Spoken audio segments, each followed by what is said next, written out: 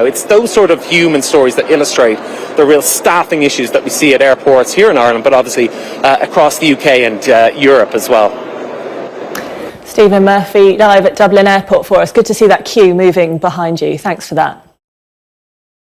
Now, the data watchdog says rape victims are being put through further trauma by being asked to give intimate and sensitive personal information to the police. Often they're asked to hand over their mobile phones, sometimes referred to as a digital strip search. Now, the Information Commissioner says the system needs to change. Sky's Aisha Zayed reports. Georgina volunteers to support survivors of sexual violence. Time and time again, she hears from victims who feel they're treated like suspects because of how much personal information police collect. As a rape survivor herself, it's something she relates to. You have such a need for control at that point because you feel you need to protect everything, physically, emotionally, whatever it is. And it was more the I don't have a say in how my information is being used. And that is what, personally, in my instance, made me hesitant to take things further. And that's why the Information Commissioner's Office, or ICO, is so worried. Last summer, the government pledged to overhaul the way rape cases are investigated. But the ICO says victims are still asked to hand phones over and face excessive data searches. The investigators should confine themselves to matters which are relevant to the matter under investigation and not go trawling through the ancient history and intimate life of somebody who's just been through a traumatic incident. To see an end to this, the data watchdog wants police forces to stop issuing forms to victims that provide general consent to obtain information. A Home Office spokesperson says, "We must ensure that victims and witnesses are confident they will be treated with sensitivity and dignity when reporting crimes, and that their rights to privacy are protected. And that's why we strengthened the law which covers requests for digital information to ensure that victims are only asked for their phone where necessary and proportionate." It's clear there's still a long way to go with how rape cases are investigated, but the need for this change is urgent. Aisha Zahid, Sky News. Former Cabinet Minister Andrea Leadsom has become the latest Conservative MP to voice doubt about the Prime Minister's position following the publication of the Sue Gray report. Earlier, Government Minister Lord Parkinson told Sky News it's pretty pointless to speculate on how many letters of no confidence in Boris Johnson have been submitted to the chairman of the 1922 Committee of Backbench Tory MPs. Our political correspondent Tamara Cohen is live in Westminster for us. Hi Tamara, so how close are we to that magic number? Do you think it's likely to happen soon? Well, what we know, Chloe, is that 40 Conservative MPs are now publicly raising doubts about the Prime Minister. And if you consider that there are quite a lot more of them doing so in private, it feels like the Prime Minister is in danger of the number of Conservatives submitting letters calling for him to resign, hitting the threshold of 54. That will be 15% of Conservative MPs, and that's the number you'd need to trigger a vote of no confidence. Now, no one knows for sure, as the Minister was saying, exactly how many letters are in, because they are submitted secretly to the backbench chairman, an MP called Graham Brady, so only he really knows. But if you look at how many MPs are now going public with their concerns, it does very much look as if the Prime Minister is in a bit of danger. I think a couple of recent MPs to come out and express doubts about the Prime Minister have been pretty significant. One's Andrea Leadsom. She is a leading Brexiteer, someone who was supportive of Boris Johnson. We saw them a lot on the road together in the leadership campaign. Of course, she served in his cabinet. She has written a letter to her constituents, and she doesn't call for him to resign, but she does say this. She says, "I am determined to be clear about my views as a matter of personal integrity. The conclusion I have drawn from the Sue Gray report is that there have been unacceptable failings of leadership that cannot be tolerated and are the responsibility of the Prime Minister. Each of my Conservative MP colleagues and I must now decide individually on what is the right course of action that will restore confidence in our government." So not a call for resignation, but pretty ominous. And why that is important is because We've seen that the MPs calling for Boris Johnson to resign, there are now 27 of them doing that, have come from different parts of the country. Some were elected quite recently in 2019, some were elected as long ago as 1983. It doesn't feel coordinated, it feels quite scattergun, with MPs coming to their own decisions.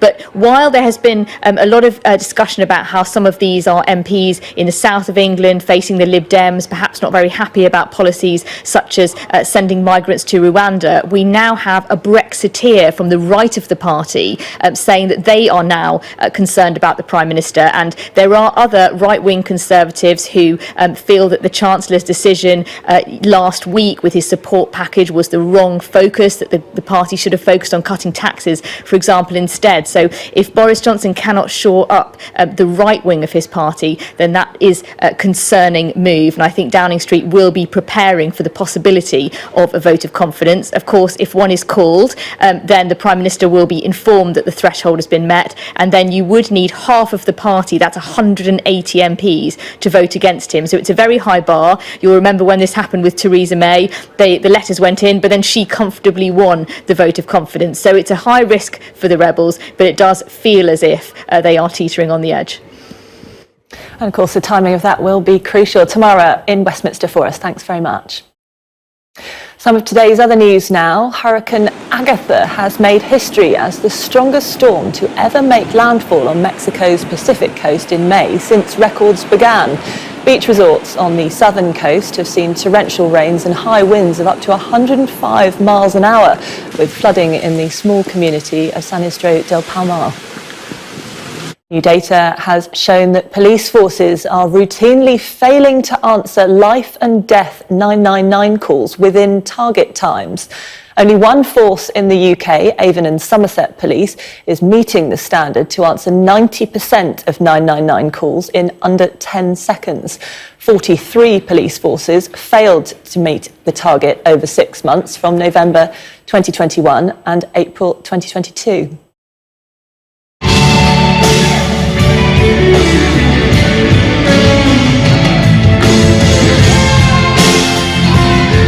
Johnny Depp turned up on stage at a London gig last night as he awaits a judge's ruling on a defamation case he brought against his ex-wife Amber Heard. A decision is expected as early as today. And if you scan the QR code on your screen right now, you can listen to this morning's Sky News Daily podcast. French authorities are blaming Liverpool fans with fake tickets for the crowd trouble outside the Champions League final, but fans are blaming poor preparation and hostile policing for the crush. On the Sky News Daily podcast today, Simon Mawson speaks to people who were in the crowd. You can subscribe to the Daily wherever you get your podcasts. This is Sky News Today. Stay with us. Coming up, hard choices, how the rising cost of living is affecting people in the port city of Plymouth.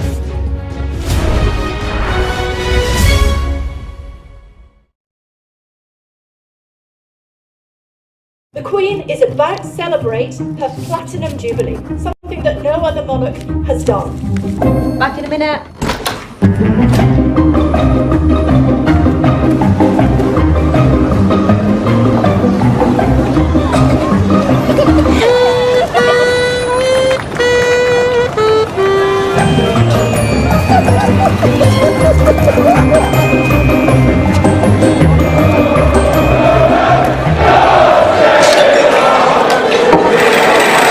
Making her mark for 70 years.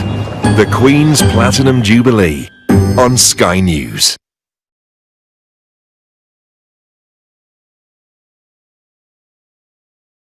A lot of action going on. I'm Alex Crawford and I'm Sky's special correspondent based in Istanbul. This is what makes the job so fantastic.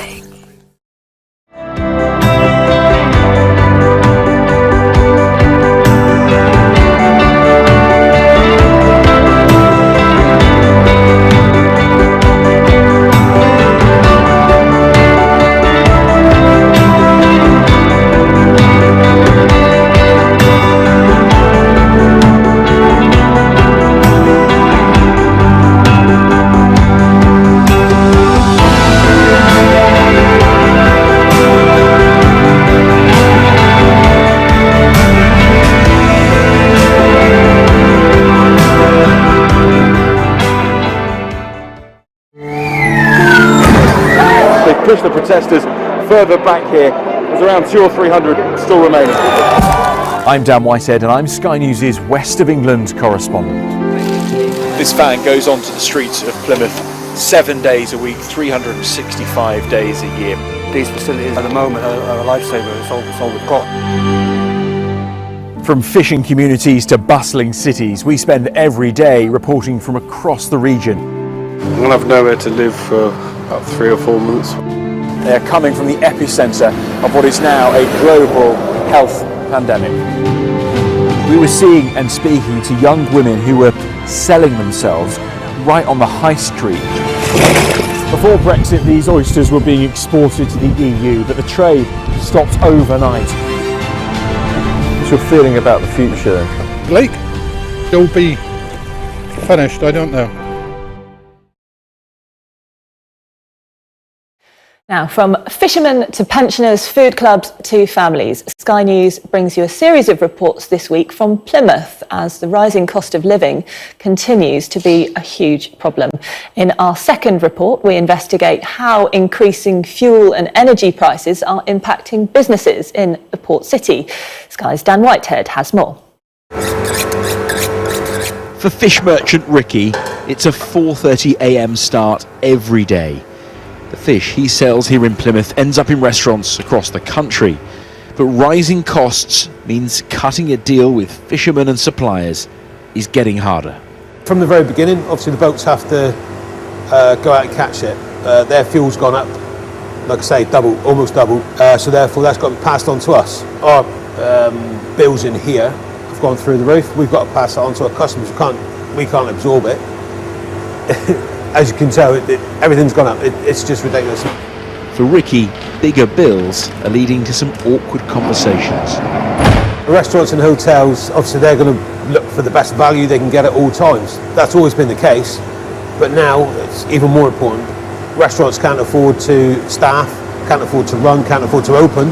That puts us out of business, which they're, on the reverse hand, puts fishermen out of business. What you realise is that everything is linked. Catching these fish in Plymouth now costs more, and it's not just us as consumers who are having to pay. It impacts every business in the chain. We buy trays of eggs from a particular local supplier. They used to be £3 for a tray. They've now gone up to £6, so I'm having to go somewhere else to source them. At Cafe Bene, Kerry serves up breakfast, but is yet to pay herself a wage. With ingredients costing more and cooking oil up 30%, it's only a matter of time before prices go up. Our breakfast, all-day breakfast is £7. They haven't gone up since we opened the business, so that is something that we need to be looking at. It's trial and error. I'm a bit scared, actually, to be honest, to pass that cost on. So at the moment, I'm sort of keeping it where it is. Why are you scared? Because I don't want people to not come in. I've worked really hard, nearly 2 years, to build this place, and I'm afraid by putting the price up too much, people just will go elsewhere. Dan Whitehead, Sky News in Plymouth. Well, in the last few minutes, we've had a bit of reaction to the record price of petrol from the RAC. A spokesperson said the EU's decision to ban the majority of Russian oil imports will cause the barrel price to go higher still, spelling yet more misery for fuel prices in the UK. It goes on to say we badly need the government to take more action to ease the increasing burden on drivers. It seems very unfair that the Chancellor should be benefiting by around 30 pence a litre in VAT from sky-high pump prices when hard-pressed motorists are struggling to make ends meet, as VAT is a tax on a tax applied on top of 53 pence a litre duty. It means drivers are paying 82 pence to the Treasury on every litre of petrol, so around £45 of filling a family car is currently tax. After that depressing update, we will now have an update on the weather. Warm memories wherever you go. The weather, sponsored by Qatar Airways. The next few days will bring showers, but they'll become more scattered as we head into the Jubilee weekend. Today looks a little warmer than yesterday, despite a mix of sunshine and showers once again. The showers will be concentrated in the north and east, where heavy downpours will bring the risk of hail and thunder. During the afternoon, much of Wales and southwest England will turn mostly dry and sunny. Elsewhere, showers will continue, but more general rain will affect Northern Ireland and Donegal. That rain will move across the north of Ireland overnight, affecting Wales and parts of Western England later on. Elsewhere, showers will mainly fade away. It'll turn quite chilly with a rural grass frost in places. Wednesday looks mainly dry for northern Scotland and Ireland and Northern Ireland, with good spells of sunshine. Elsewhere, there'll be showers again, some heavy, prolonged or perhaps thundery. But Wales and southwest England will turn dry later. It'll feel warmer than today. Thursday looks warm and mainly fine, but showers will affect Northern Ireland by the evening. The weather, sponsored by Qatar Airways. You're watching Sky News. Coming up, the 700-ton bridge building machine set to begin work on what will become the longest railway bridge in the UK.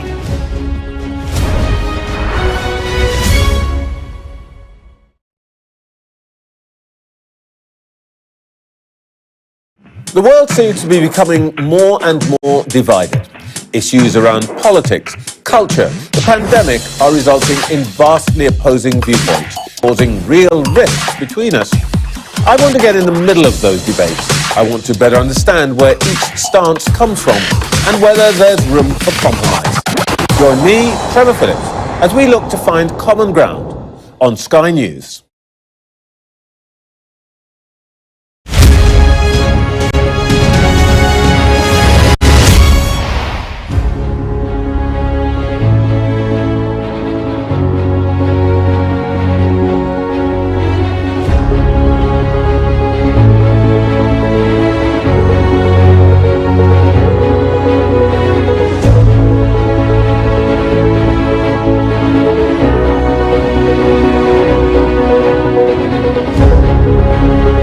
Welcome to Gabby Dave Global.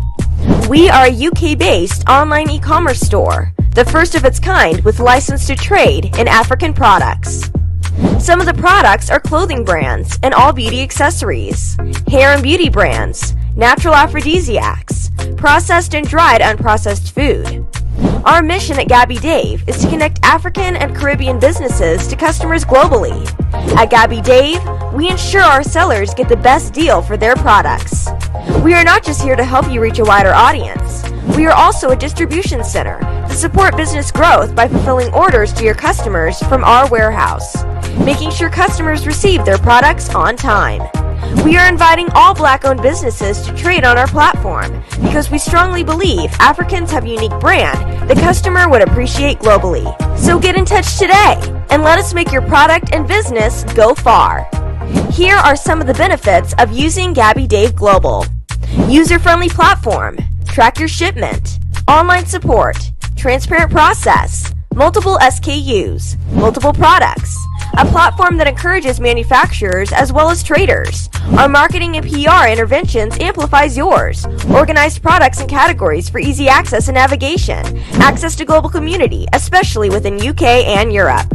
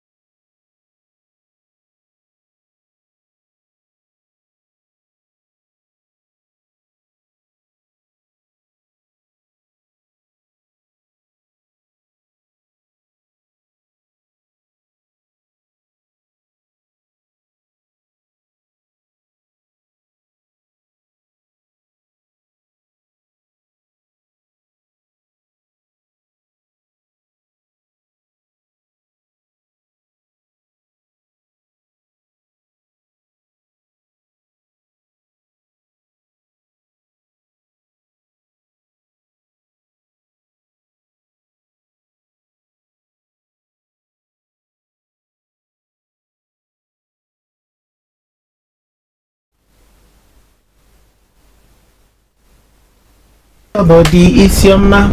Bekutu, show them you got the cocoa set. Ladies and gentlemen, it's your boy Harry Song, aka Mr. Songs. This is the Kingmaker Baba for the girls. We're here. This is Starr Radio. We don't go nowhere. UK, London. We they call them London for home. For here, we they call them London. And I sabi you know, just have fun and stay blessed. Broadcasting worldwide, online 24/7. All around the world. In your car, At work, at home, on your smartphone. This is Starr Radio UK. Are you ready to turn it up? 10, 9, 8, 7, 6, 5, 4, 3, 2, 1. Birds flying high, you know how I feel. Sun in the sky, you know how I feel. Breeze drifting on by, you know how I feel. It's a new dawn, it's a new day, it's a new life for me. And I'm feeling good. Hey there, there's Archie.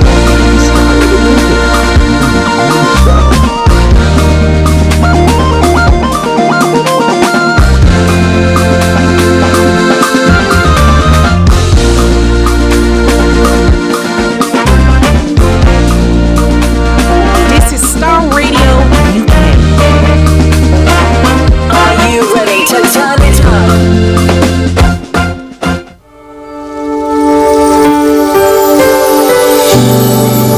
Never changing God. Never same. This is the God of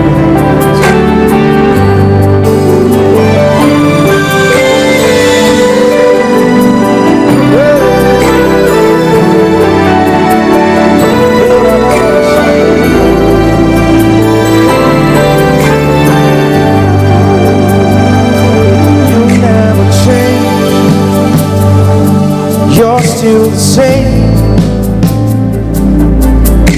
Yes, yesterday, today, and ever. You're not a man that you should lie before. Yes, you're an amen forever. Would seem harder on such radar. Yes,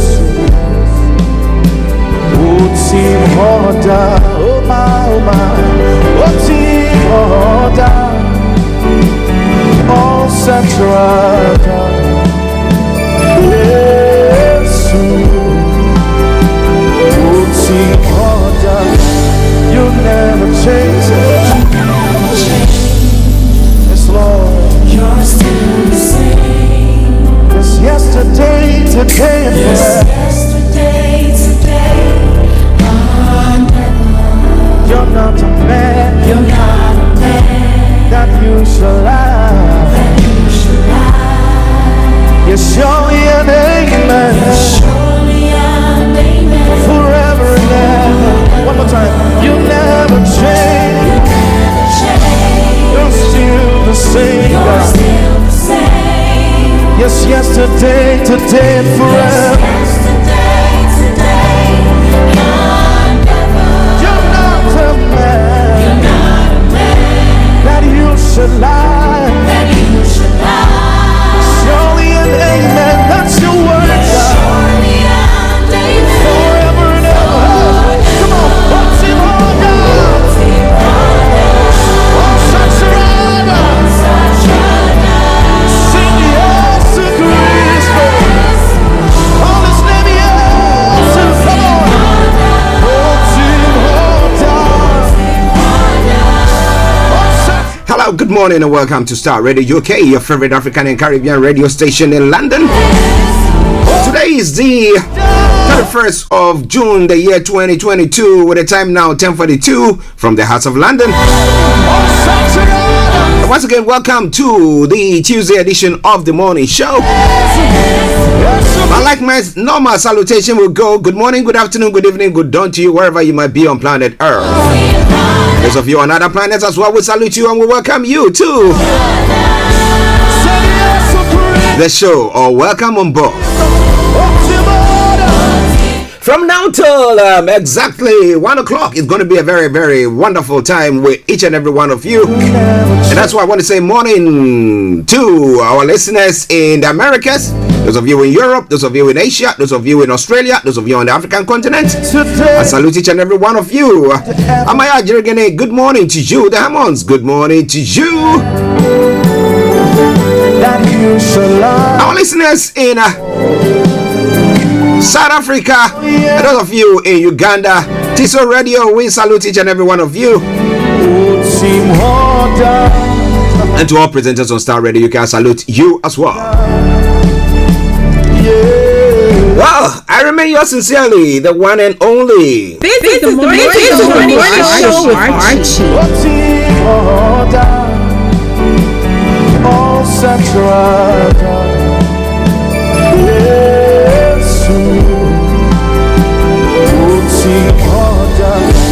You'll never change it. Yes, Lord. You're still the same. It is Starr Radio, okay? Okay, so let me say morning to my team, Mr. Frank Davids, Mr. Olayomi Koiki, Kojo D, and our able producer, Mr. Francis Gaye, and a good morning to Felix all the way in Aberdeen, Mr. Kofi Ali Abdul Yakin. Wherever you all are, gentlemen, massive good morning to you, and welcome to the show once again. To our presenters on Starr Radio UK, I salute you. Okay, so let's move on. When it comes to the program for today, if it's the first time of tuning in on a Tuesday morning, this is how the program goes.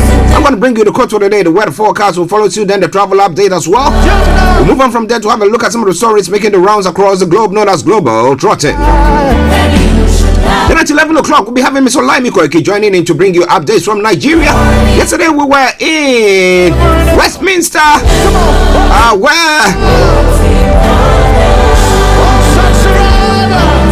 we're bringing you coverage of the Biafra Remembrance Day, 55 years on. And I hope that you who followed us enjoy the program and the coverage.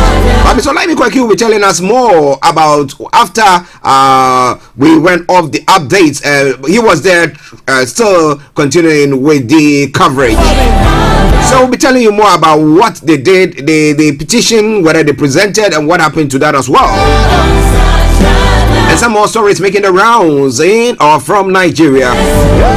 That is at 11 o'clock. And then we'll continue from there, looking at other stories making the rounds across the globe. Exactement at 12 o'clock. The lines will be open for you to add your voice to the discussions wherever you might be.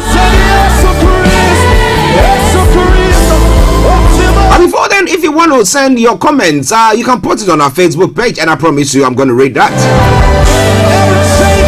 The program continues till 1 o'clock when the curtains are brought down for the end of the show for today.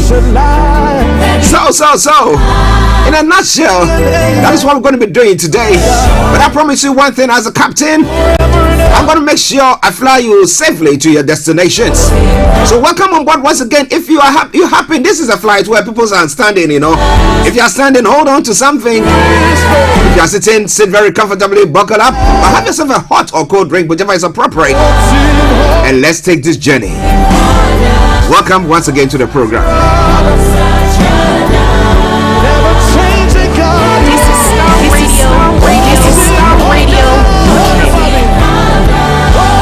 Okay, so go straight to the quote of the day. It says, smart work includes the ability to learn from past experiences and use them to solve current problems. The ability to learn from past experiences and use them to solve current problems. So if you have experienced anything that is bad, that is okay. It's all part of life, you know. The good, the bad, the ugly, they are all part of life. So you learn from those mistakes. So when you are working and you teetering towards that, you know that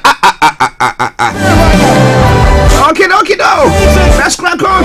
Starr Radio UK, your favorite African and Caribbean radio station in London.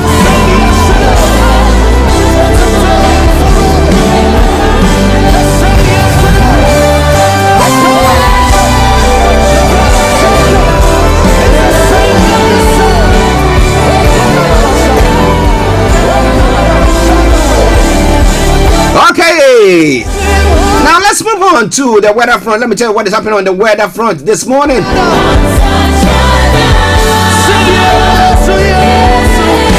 Playing in the background, something from Cici Bedu and Crafted Nation. Says Otim Hoda. He remains the same. He never changes. What am I talking about? Talking about our Lord God.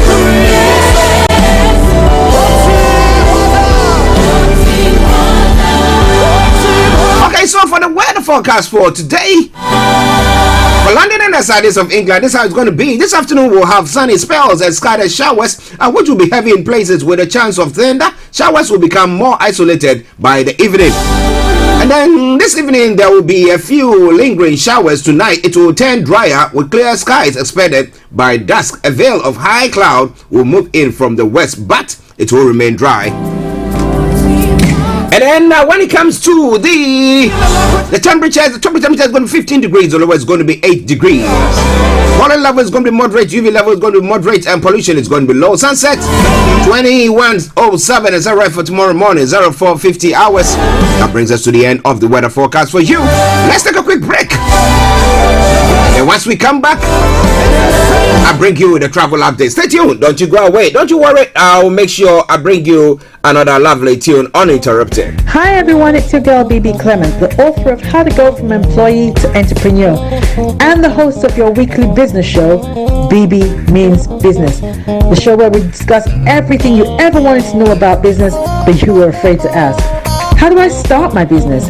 How do I raise the finance? How do I grow my business? Where am I going to find my customers? Join me every Tuesday at 1:30 p.m. on Starr Radio UK to get all the information and tips that you need to become a successful entrepreneur and become financially free.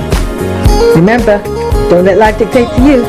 Rather, put your signature on life.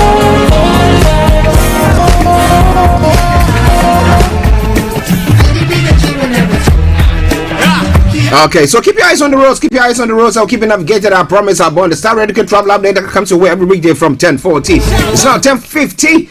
What is your travels like this morning? On the underground, yes, the district line have got severe delays while they work on a repair fire damage to cables at Barking.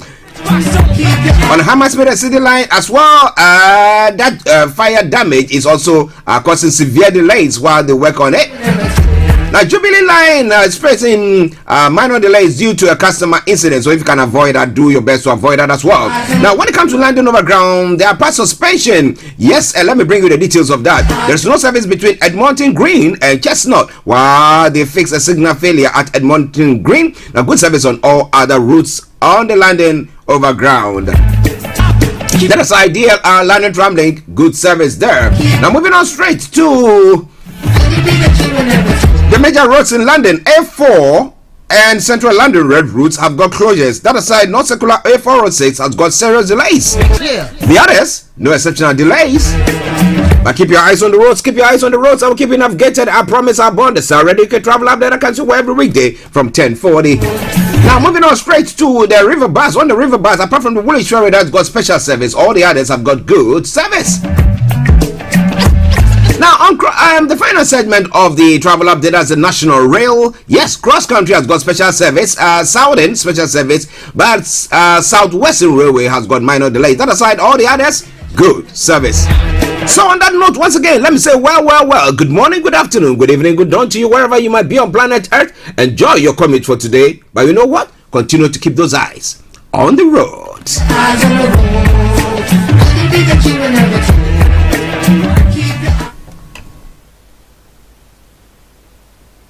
Check me out. He tells me my energy is making him tired. Yes. How do you get the energy to do I've been told that I have a lot of energy, but my goodness, I think today I have met my match, people. I have met my match, Miss Suzanne. Wow, amazing.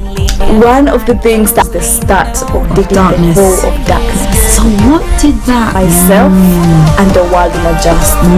And 2019, forget the proverbial boardroom. Join me, Simone Frazier, on The CEO, the program that gives you the driving seat over your life. Every Tuesday, 8 p.m. only on Starr Radio. Welcome back to the program. It is Starr Radio UK. It is your favorite African and Caribbean radio station in London. I'm bringing the time now to 10:53 from the heart of London, and it is the Tuesday edition of the morning show. I am Archie, and let's continue to look at some of the stories that is making the rounds across the globe. As you know, we'll be having Mr. Olayomi who will be bringing you updates from Nigeria. But for that time being, let's look at some of the stories making the rounds. Okay, from some of the stories that we'll be looking at from Nigeria. Now, pressure mounts on PDP chairman. Are you to resign? And what Tinubu told the committee, presidential screening committee. I will be telling you more about that. Was he able to convince them, or was he trying to use his macho power to, get in there? INEC didn't shift timetable to favor APC, and Wanyawu is saying, what is that all about? I'll be bringing you more on that front, but there's going to be more from there as we go on. So don't you go away. It is Starr Radio UK. It is your favorite African and Caribbean radio station in London. Okay, now moving on straight to some of the other stories making the rounds in Ghana as well. Breaking the 8, which Buntumi will be an illusion, Ben Efson is saying. Now, this is from lending to government. Piak tells GNPC. So what is all that about there as well? You know, my apologies. Yes, I happen to open to another page. My apologies there. Okay, there are no upset in crime. We're in control. The police is telling GBA. Okay, so we'll be bringing you more from that front in Ghana as well. But moving on to other parts of the world. Yes. Okay, on the African continent still. Now, Rwanda, DR Congo resident who talks amid tension. Now, thousands displays as DR Congo accuses Rwanda of supporting rebels, which Kigali denies. Okay, so well, it's raised that tension. We hope that they're able to Jojo rather than war.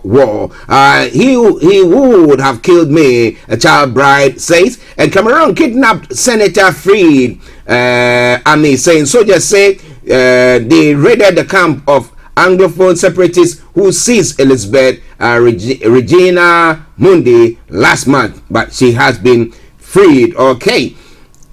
And then rebels withdraw from captured villages in DR Congo. M23 says the retreat is meant to make peace after clashes displaced more than 100,000 people. And then kidnapped head of Nigerian Methodist Church has also been freed. Samuel Kanu was kidnapped in the southeast where separatists have been agitating for a breakaway last Sunday, but thank God he has been released. I bet when they saw that this one is now let's leave him, let him go. All right then. Okay, now if it's just an ordinary member of the community or society, what would have happened to him? Now, Canada proposes total freeze on handgun ownership.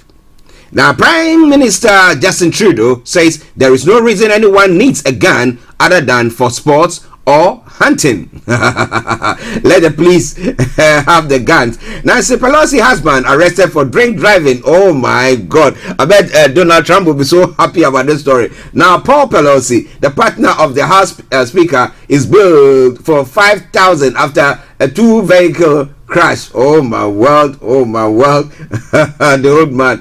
Okay. And then Kamala Harris says assault weapons are weapons of war. We know the president and all the others have been speaking about this issue that is going on, this gun laws in the US. But do you think it will all matter or bring about anything, well, Starr Radio UK, your favorite African and Caribbean radio station in London. Ukraine may soon get long-range US rocket system. The US looks set to send the weaponry, but Russia warns it will be a provocative escalation.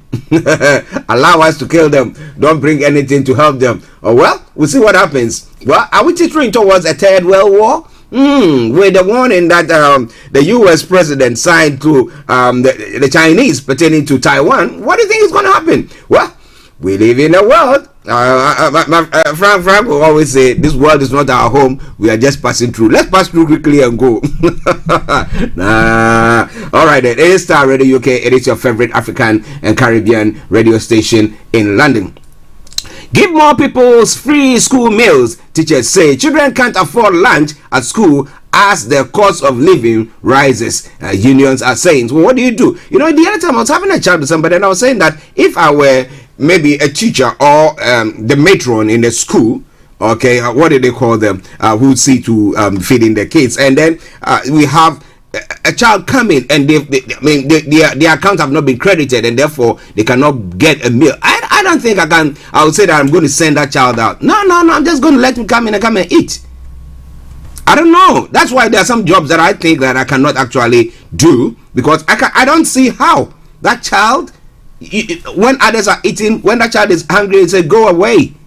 My goodness. Well, it is Starr Radio UK. We hope government does something about that. The civil service pauses fast-track graduate scheme. The government is aiming to cut 1 in 5 jobs to get a civil service back to 2016 levels and stop treating rape victims as suspects. That's what Watchdog is saying. The Information Commissioner says victims are treated as suspects and wants excessive requests to end. But this is a case. Remember a case where Lam and Mirabag's a law firm took on, but for the fact that they took the lady's phone to look at the correspondence between herself and the accused person, that guy would have gone down big time. So there are going to be excesses. I know about that, but what do you think about all that? Oh, it's my phone. You can't have my phone. And well, maybe because of other stuff that will be on the phone, that's why you don't want people to say it. No, they think that it's like strip searching, but this around digitally strip searching.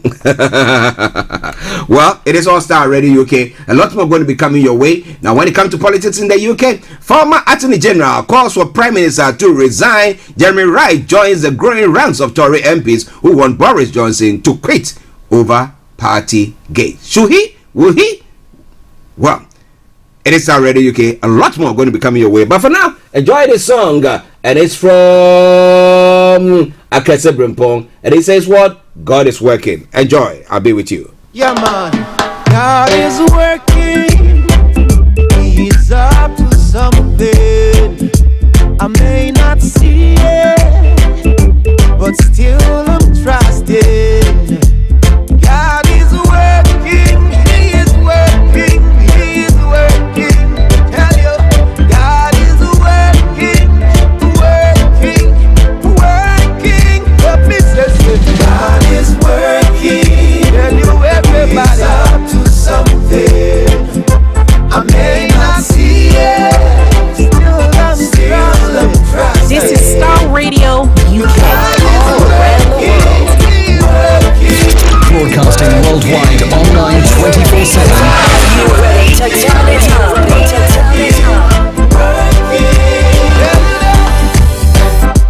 He never sleeps or slumbers. Only the best music. Sees every tear that falls. Broadcasting live online. My God is never late. And he is never late. He's always there, right on time. Right on time, you know. And if he said it, surely he meant it. Broadcasting live online. Surely he will do. This is Starr Radio UK. He's up to something. I may not see it, still I'm trusting. God is working, working, working. God is working, working, working,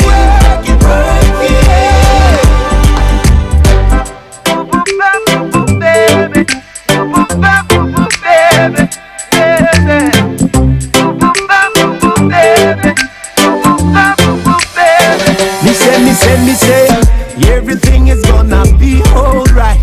Every little thing is gonna be alright now. Everything is gonna be alright. Every little thing is gonna be alright. My God is not a liar, that he should lie. All the son of man that he should repay. If he said it, then he meant it. And if he meant it, God is working. It's up to something. I may not see it. I may not see it. Oh Lord of mercy. Still I'm trusting. Hey, my God is working. He's working. He's working. Every day, every hour. He's working.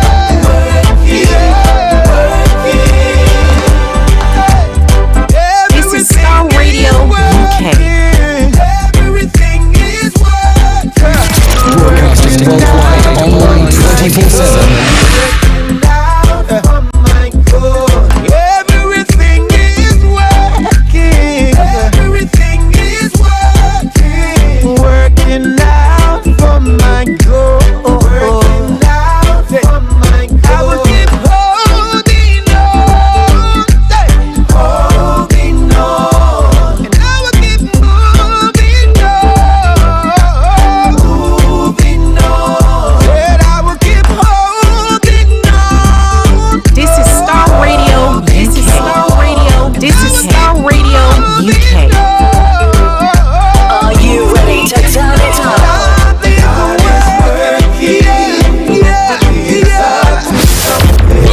I may not see it. Still I'm trusting. God is working.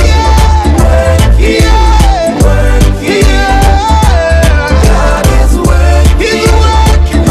He's working. Working. Listen up. God is working.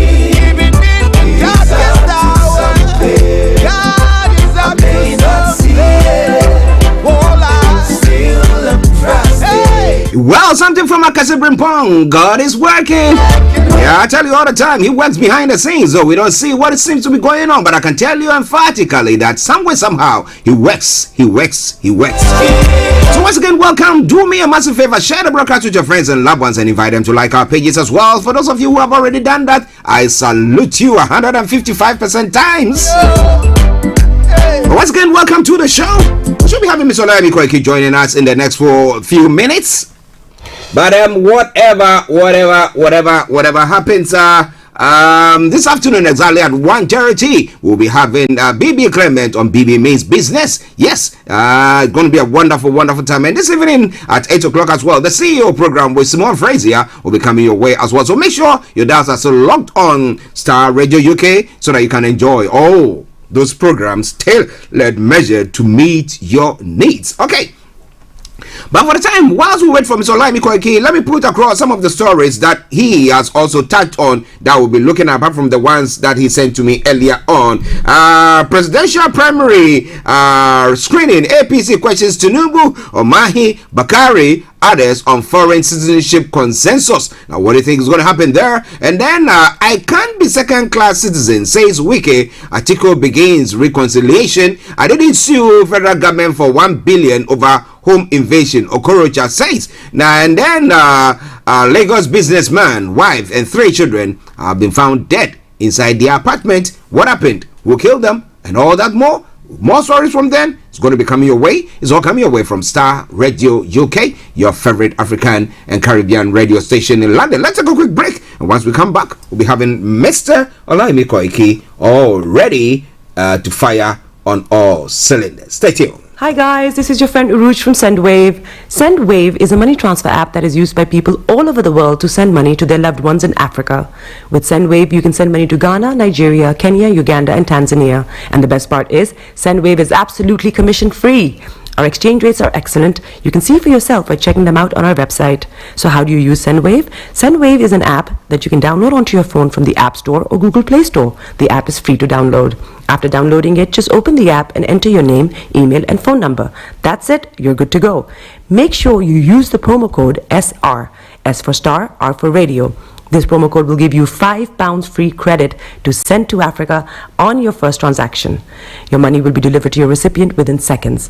Feel free to call me on 0749 7377 647 at any time. I'll be happy to tell you all about SendWave and help you in any way I can.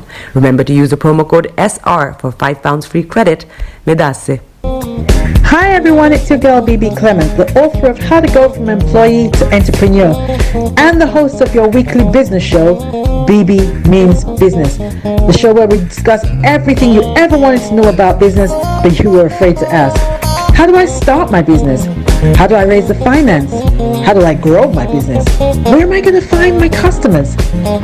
Join me every Tuesday at 1:30 p.m. on Starr Radio UK to get all the information and tips that you need to become a successful entrepreneur and become financially free. Remember, don't let life dictate to you. Rather, put your signature on life.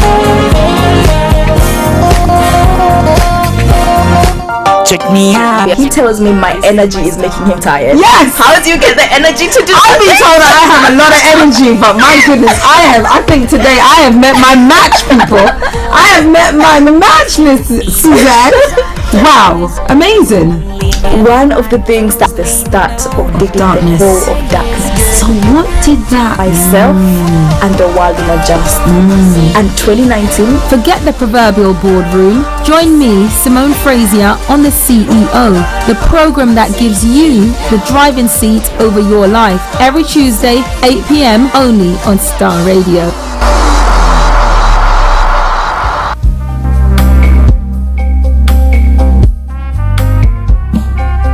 Are you looking for the fastest, reliable, and trustworthy door-to-door shipment company? Well, look no further. When was the last time your family received a shipment back in Ghana on time and in time? You are not sure?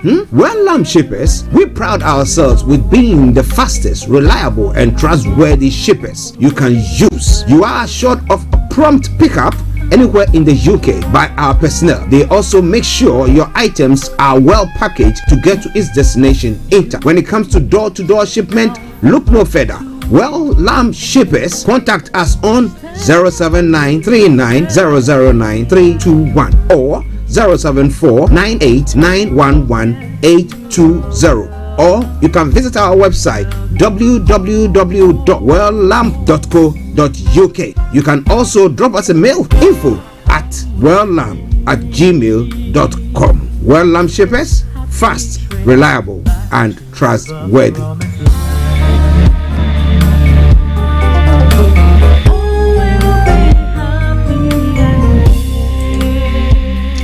Welcome back to the program. It is Starr Radio UK, your favorite African and Caribbean radio station in London, and it's now gone exactly 10 minutes past 11, and that means that we have Mr. Olayomi Koiki who has joined in, and let me cross over straight to him in our North London studios. Yomi, good morning to you. Well, it is a very good morning to you, Mr. Archie. Good morning to all our listeners and viewers from around the globe, and we welcome you to Starr Radio UK. It is your finest African and Caribbean radio station in London. Yes, how are you doing? Well, I'm doing very well. It's good to be back fully, like I said yesterday, after almost 11 days off from the broadcast, because we were resting and we were doing some other bit and bit, in terms of the upcoming campaign that has been going on, so that we can be able to give all our listeners and viewers exactly, how it's going to happen, and what. But the children are on holiday this week. We're doing very well, and it's good to be back with the team. And I say thank you so much for holding on to those headlines, those updates, while I was away for those 11 days. Yes, listeners, Mr. Olayomi Koiki in our North London studios are ready to fire on all cylinders. Now, before we go to the updates for that you have for today. Now, how did the rest of the Remembrance Day for the Biafrans go? Because we had to end the updates, and though we were still broadcasting on the other platforms, but how did it end up? Were they able to present the petition? And then a bit from that side, please. Well, not just present the petition, they were able to, go to the number 10 Downing Street, where a letter was delivered, to Boris Johnson, and the content of the letter is just the same demand, in terms of the situation that they found themselves, where they would prefer to be out of Nigeria, peacefully. Which they've said, is their movement, and just as the others have said, is a peaceful movement. So yes, you're quite right. The Biafrans had a very great outing yesterday, according to what we saw. I left there just about almost 3 p.m. So that means when you look at the timing, it was almost 5 hours precisely that the whole event that I did with them before I eventually left. So it was a great outing. But like I said, we did follow them to the Nigerian High Commission as well, where they were also able to tender a letter to the ambassador, which I was almost thinking that the embassy will not come out to receive those letters, because I've been to the embassy with so many different people that have campaigned for different reasons, and most of the time the embassies do not even bother to come out and pick up the letter. I'm not sure why they did, but there was a representative from the Nigerian High Commission that came out. The letter was received, and that means that whatever it was, it seems whoever the new ambassador maybe hasn't listening ears that would then send the message of the Biafrans back to the Nigerian government in Abuja.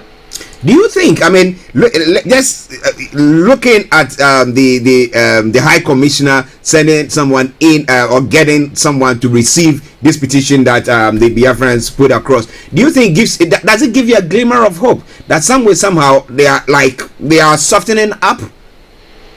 Well, like I said, that really was something that I was very, very shocked to to see I mean, it shouldn't be something we should say we're shocked, but because we live in these system that almost everything is shady when it comes to Africa. I mean, they will not come out, they will not listen to their citizens, and the whole purpose of having an embassy to serve the citizen here in United Kingdom and other countries is when issues are being raised. And sometimes, those issues might not be in favor of, the government of the day, but the government must do the needful in terms of protecting, the citizens. And that was exactly what took place yesterday. The ambassador sent somebody out because they would have known that it was the Biafrans that are outside, knocking the door of the embassy. I mean, it's meant to be, a public institution, for not just the Biafra, but also for so many Nigerians, for those that still, say they are Nigerians. But they had, after that letter was actually received by the ambassador representative, there was quite a lot of rituals that was performed right at the doorstep of that embassy.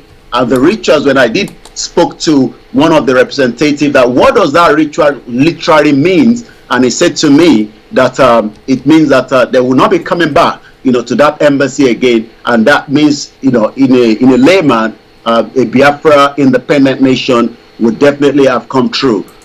Very, very significant one, if you want to look at it that way, especially as Africans. We know what it means when people do perform rituals, and those rituals were actually performed at the doorstep of the embassy, and prayers were made, and they moved on to right back to in front of the National Gallery, which was just opposite the Trafalgar Square, where they continue to sing more rituals were actually performed. And again, the purpose of the ritual is to say that whoever it could be, whoever holding the hands of the dissolution of the Biafrans away from Nigeria, well, I'll probably leave that for you to guess and our listeners. Oh my goodness, I don't think people want to fall off.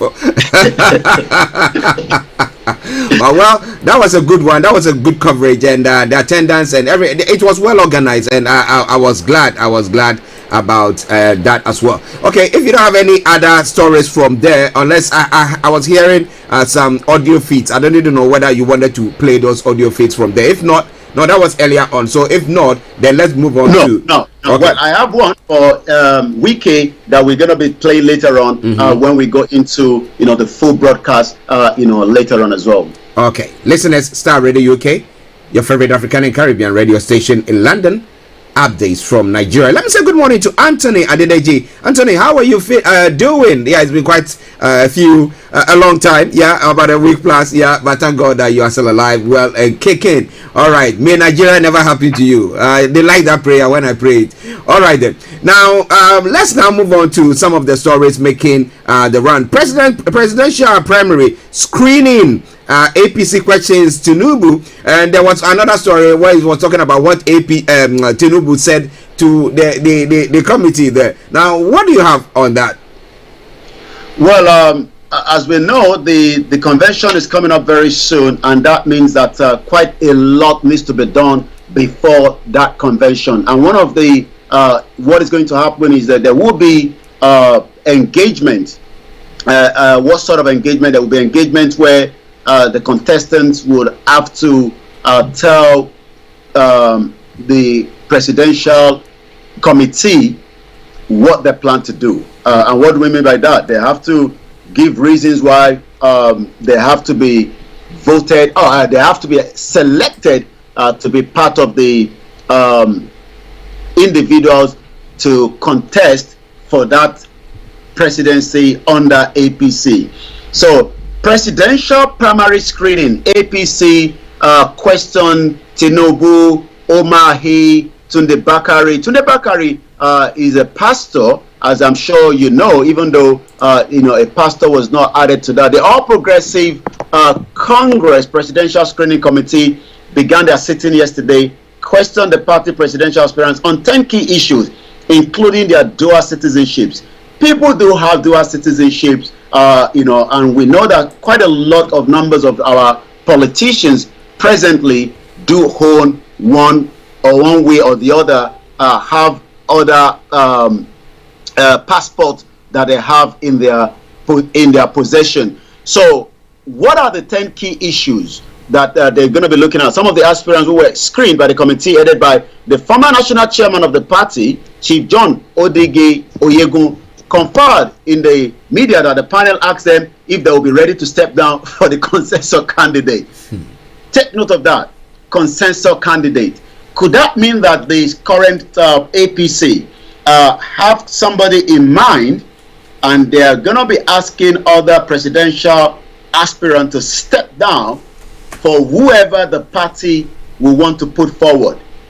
The argument is, we've seen the PDP has already put their presidential candidate to the north. Would the APC be doing the same thing, even though a lot of those that are speaking saying that, looking at the current, I know Frank have said it, that it doesn't matter where the region or where the power goes to, but the way it has been since 1999 means is a rotational. The Southeast have never been given that opportunity to have the president, neither the vice president. But the ruling party, which initially scheduled their screening of presidential aspirant on the May 16th, shifted it to May 23rd, but failed to hold that exercise on that day.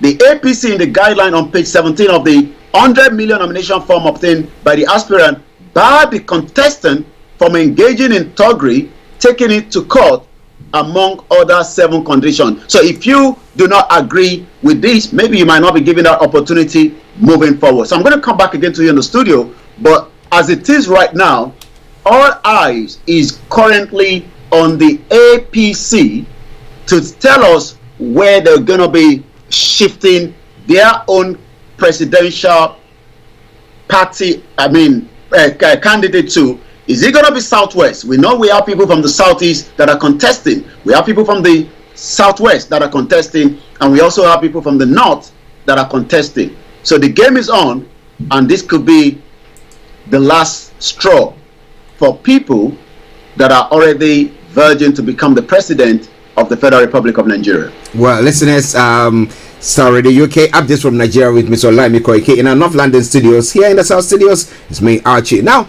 interestingly, we were looking at the PDP primaries that took place, and then the nomination of Atiku Abubakar as their flag bearer. Now, again, if it happens that the way it's been played, okay, since this current republic, the way it's been played, said that it goes to the north, it comes to the south, it goes to the north, it comes to the south. And as you said, we've not had the southeast who have anyone from the southeast who have been part of it. Then there's going to be a problem, because as we know, that of the PDP is sealed.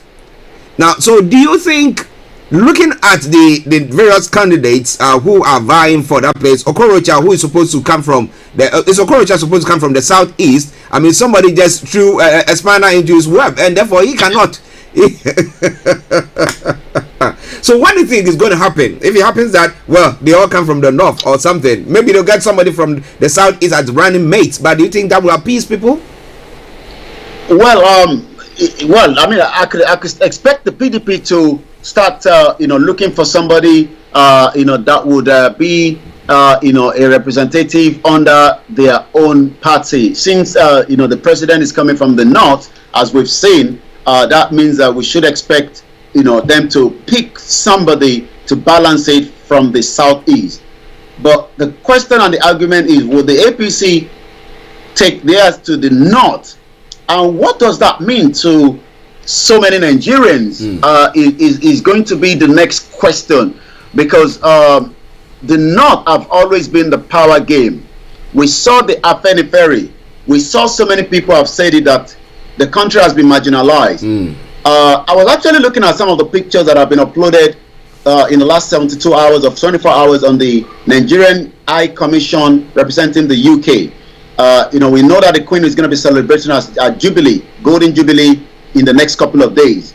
And you could see in 1956, when the Queen visited Nigeria, I saw her with the Saldana, with the Saldana of Sokoto then. I saw her with Babangida in 1989 when she visited again.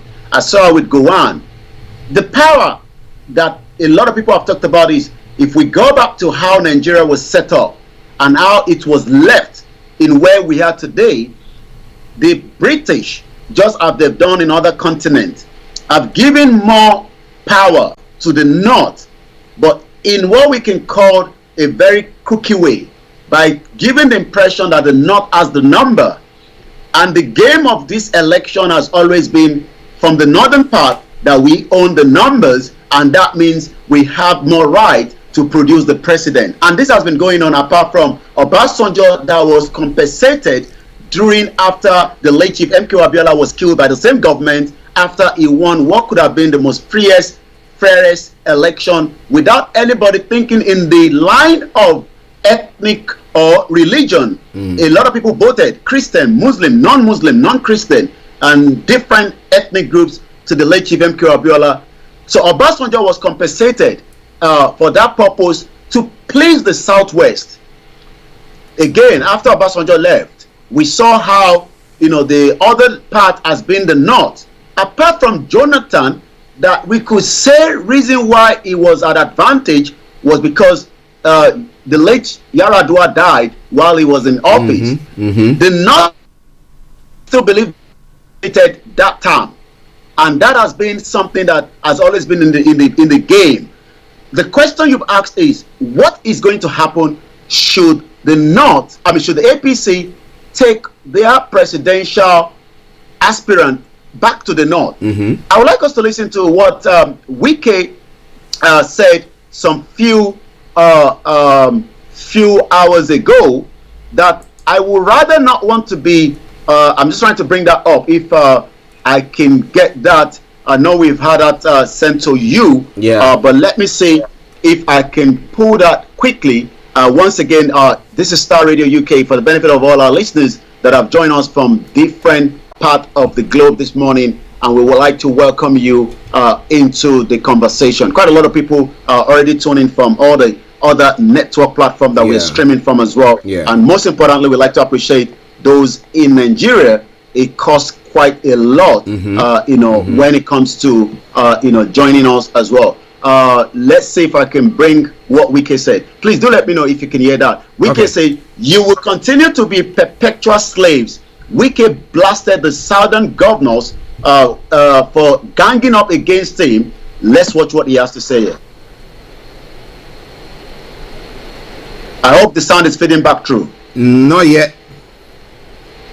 Okay, let's see if I can turn it into another template somewhere, and then we can be able to play. Yeah. Once again, we'd like to say good morning to all our listeners. It's 27 minutes past the hour this morning, being the 31st day of May 2022, and we're just about to give us exactly what Wike had to say in terms of he will not rather be slaves to the okay, listeners, just bear with us.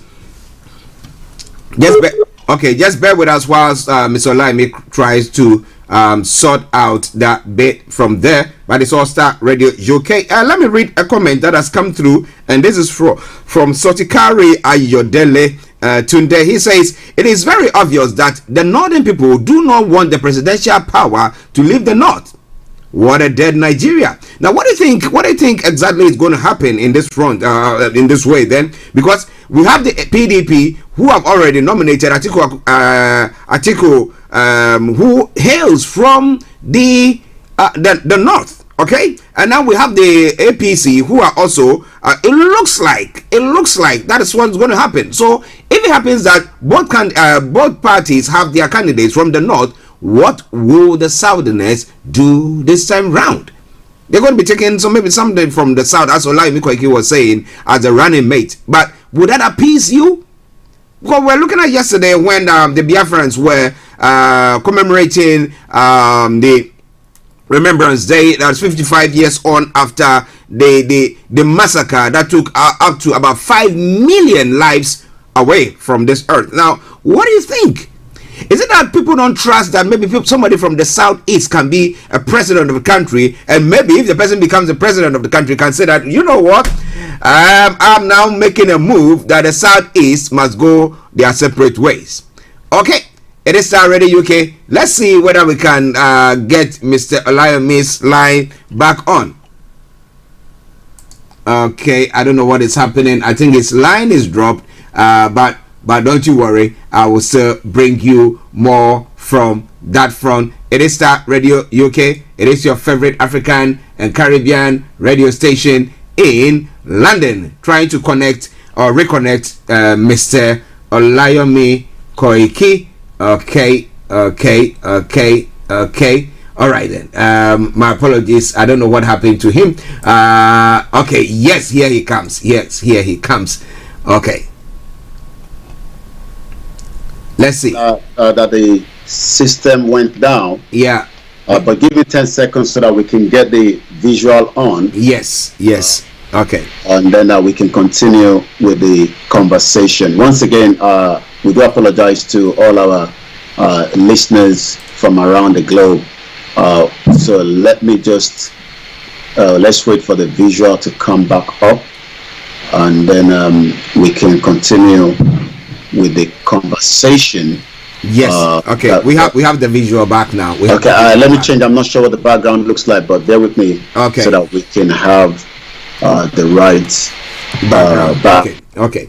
Whilst Mr. Olayomi is working on that, yes. Whilst Mr. Olayomi is trying to work on the background, yes, we've got the background now. So let's go straight to him. So now we were trying to get Wike's statement that he made. Pertaining to he not trying to be not ready to be second class citizen. I was actually trying to get that audio, and I got that audio ready. Let's now play that audio to all. I mean the audio back to all our listeners. Yes, for the support they give to us. As far as I'm concerned, there is nothing we should worry about.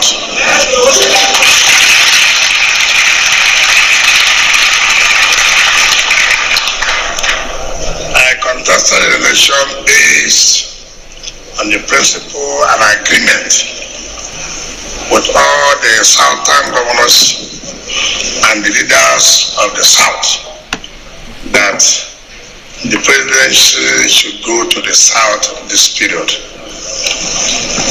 We have done our own part. We never betrayed anybody because it's not in our blood to betray.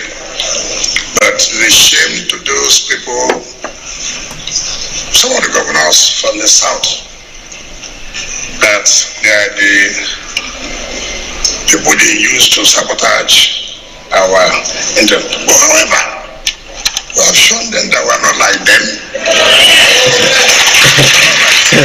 So you can, so I'm going to pause that there. So what he's actually saying is that according to him, he has done his best to show that the power or the presidency should come to the Southeast. But as you can see right there, that didn't happen with the PDP. Is APC going to do something different?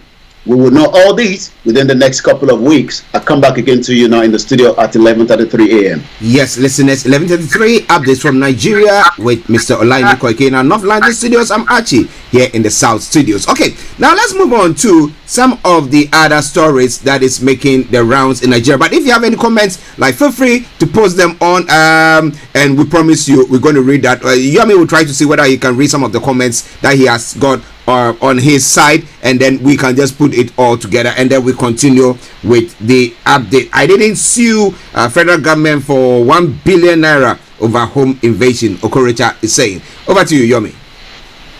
Well, thank you so much, Mr. Archie. So many times we've heard about money, and so many times we've heard about former or present politicians making use of public resources for their own benefit while they were in power. Who is Okorocha? Okorocha was a one-time governor of the Southeast.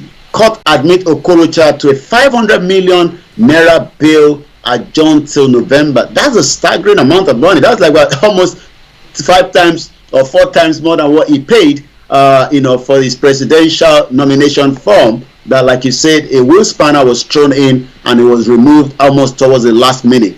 A federal high court, Abuja, on Tuesday has now admitted the Senator Rocha Okorocha to bail in a sum of 500 million naira with one shorty like that. So that means we're looking at almost $1 billion naira before it can be released on bail. I'm sure they have this money. It will on no time be released, and we're going to see him going back to what he knows how to do best. Also, Justice Inyang Oko, in a ruling, said granting bail was discretionary power to the court. So, despite the certificate of occupancy of verified property, that he will also be putting that as well. So I'm going to go straight to more other headline as we have it this morning. Again, the reason why Okorocha was picked up was because there is an allegation against him while he was in office for so many money that was missing.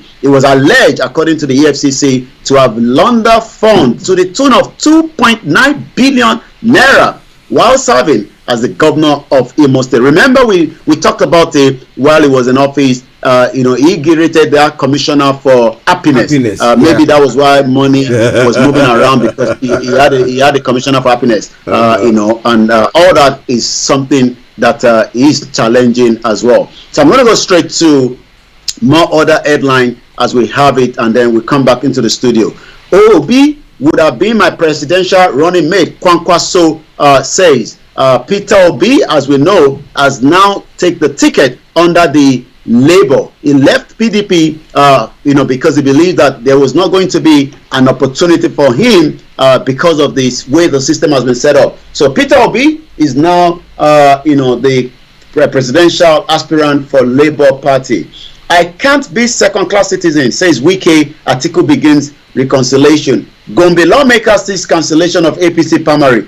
There's been a lot of killings, fighting amongst most of these contestants in Lagos, in the Cotton area, Alimosho precisely, one of the biggest local governments in Lagos State. 3 people died. Ibejuleki, we saw how people were, shot in their legs.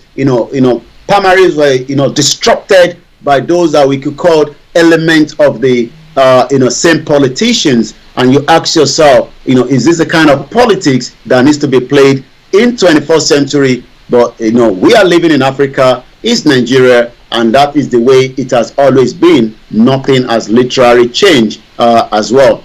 Interpol arrests 3 Nigerians for defrauding multinational oil companies in Asia and the Middle Belt, and the Middle East rather. So let's take a look at that story quickly, and then we come back into the studio because of the time constraint and so much more to be talked about. A statement by Ed Media and Publicity, the Economic and Financial Crimes EFCC, said the operation was executed by the Commission in what it described as a sting operation conducted simultaneously in Lagos suburb of Ajegunle and in Benin City, 300 kilometers to the east of the commercial capital.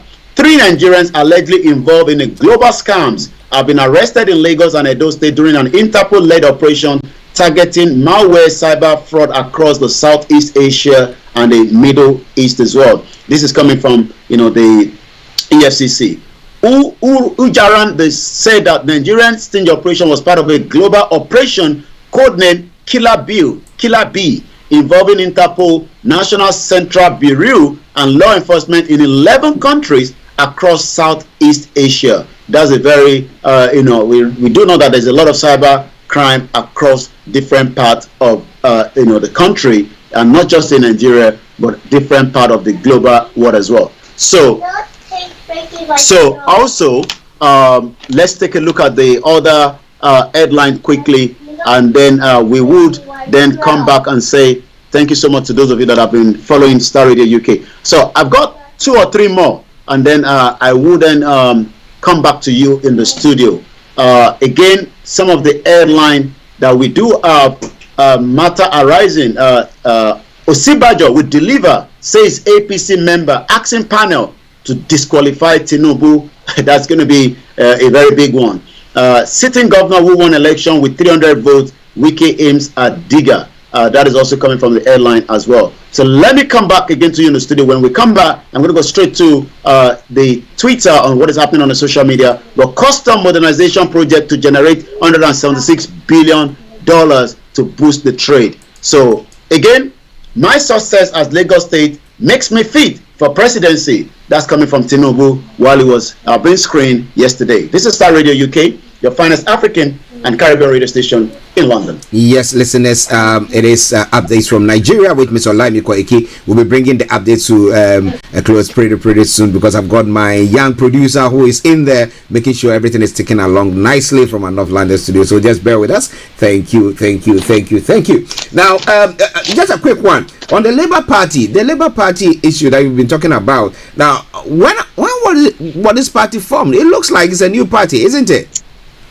Well, it's not a new party. It has been there, but like we do know, the only 2 major political party that is always, being discussed is the APC and PDP because of the way it has been structured. The Labour Party is a social democratic political party in Nigeria. In the 21 of April 2007, Nigerian National Assembly election won in April 2007, Nigerian National Assembly election, the party won 1 out of the 360 seats in the House of Representatives and no seat in the Senate. So you can see that they've been around, but again, the bigger party have not given room the way the constitution has been structured, and that will probably not favor people like Omoyele Sowore and the rest of the smaller party. But people have always talked about the third force. Remember, we had Sowore in the studio with us just before the last election while he was taking his campaign here to London. But again,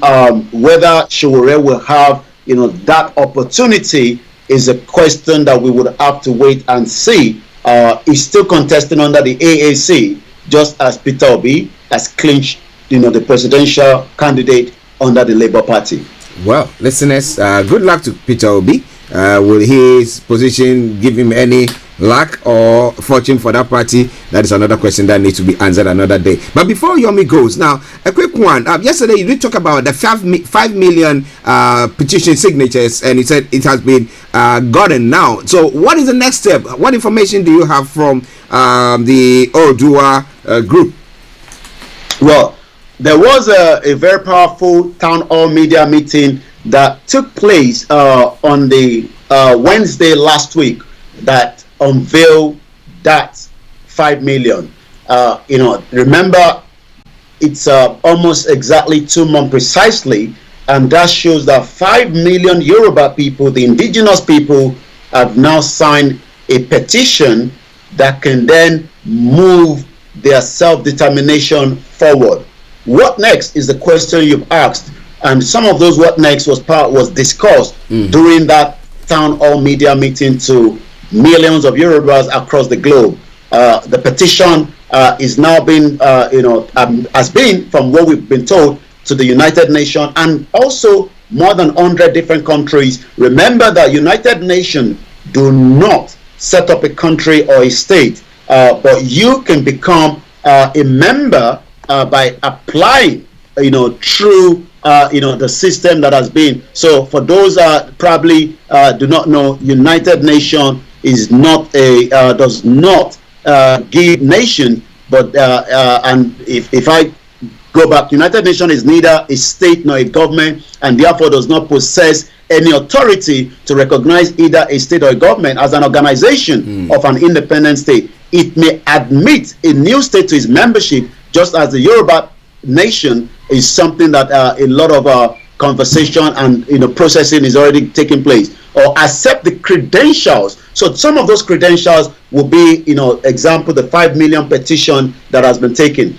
There's already process, for passport processing that has also, ongoing. The template has continued as so many other gray area.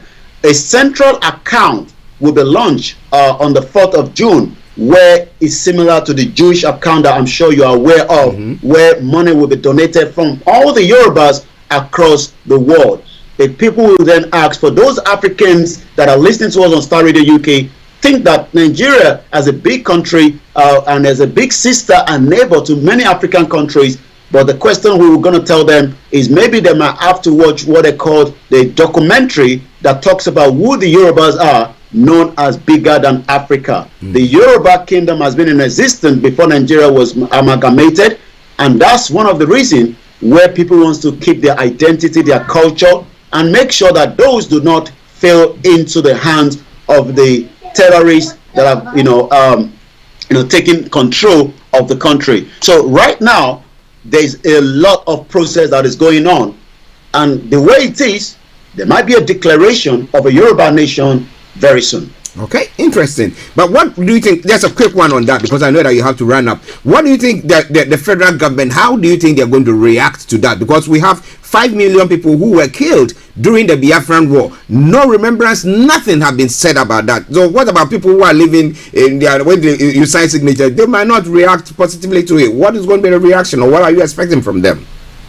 Well, in 1966, 50 people hijacked the government on a coup. 1.3 million only voted in Lagos State for the president in 2011. With the 5 million, that is more than enough of a country of their own, as against 1.3 million in Latvia, which is under a European country. So the argument is the numbers is what is needed to prove, to those that might think that it was just an online conversation, and that 5 million has been completed. People are still signing it. More people are now even asking, we would like to sign it. Yes, is the federal government going to agree, to the breakup of this country as it is? The question is the country itself have not marginalized enough of the indigenous people that actually owns the territory and the geographical location as it's been known, rather than the entity known as Nigeria that was put together in 1914 by the British government. I talked about the visitation of the of the Queen in 1956-57. Those images are right inside our the Twitter feed of the UK government representative. Let me see if I can just pull up at least one out of it, and then gives us, the conversation to see that, we are being asking the question: was some of these visits during when the process of becoming an independent country? Remember, I'm talking about a visit in 1957-56 when the Queen visited Nigeria. But while the visitation was going on, could there be a different agenda? Because what we do know now is those conversations that took place at Lancaster House has not literally gone according to Harold Will Smith, that told us that the election of the 1959 was rigged for the British, was rigged by the British to favor the North. It's now the same North that are saying that we have more to become the power broker based on the numbers, and also as the way the country has been structured again by the British government in 1959. So if you look at that picture, let's see if we can adjust it by the engineer so that you can see right there in that picture behind me is the Queen.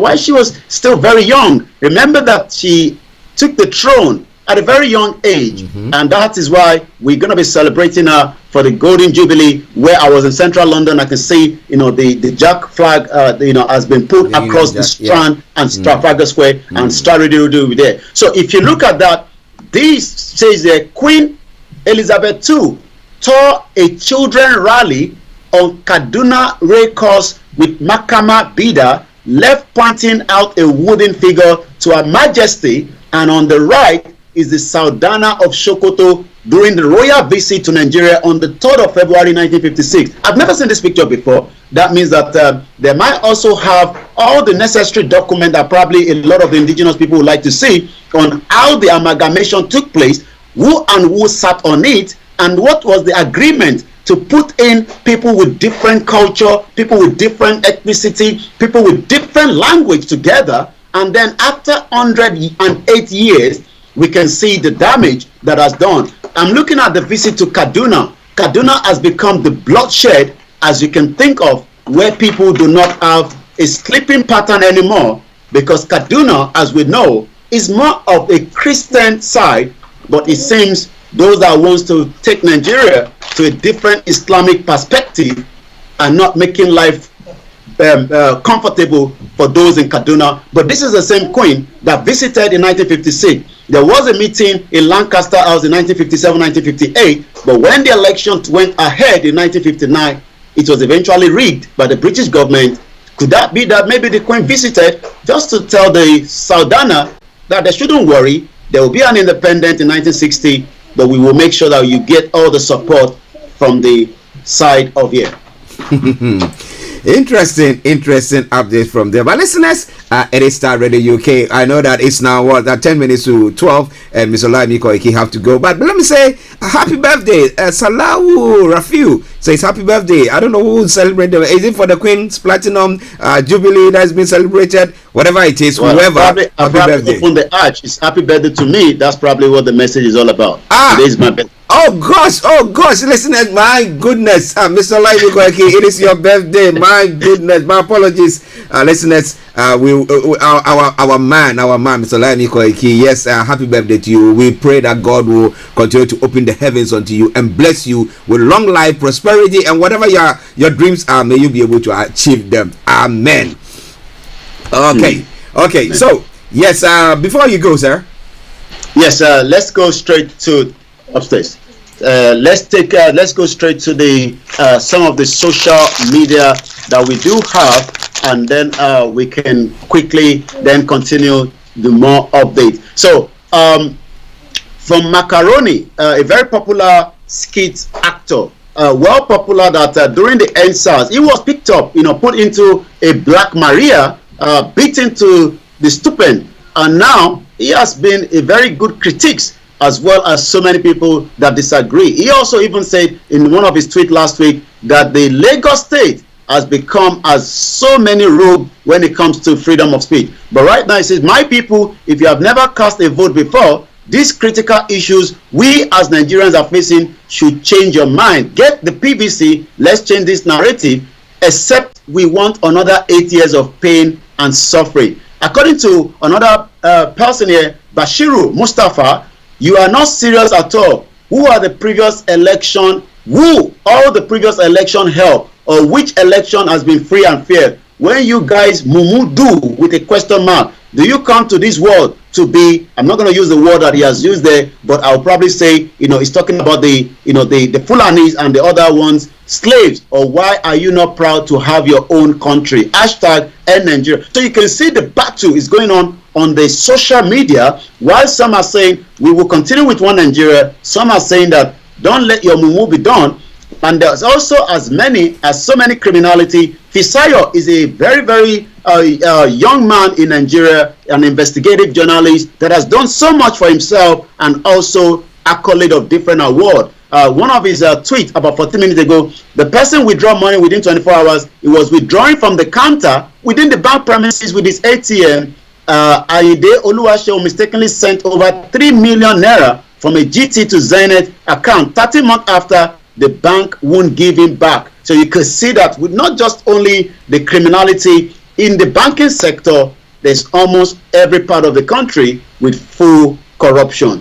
And also he says here, there's another one here which we're going to pick up quickly from those that are talking. Jonathan, as we know, is currently somewhere in Italy, but his name is not part of those of his screen. Does that mean now that Jonathan is no longer interested to become the president of the Federal Republic of Nigeria? And again, Lekki Port reaches 90% completion to receive cargo handling and equipment. That is also coming as well. Atiku is moving around, trying to see if he can bring unity according to what he says. A lot of people say, we don't want your unity, go and unite those in the north. The indigenous people would like to have their own independent country rather than be part of Nigeria. So we're going to take one more from Ilana Omo Odua, which is the lead.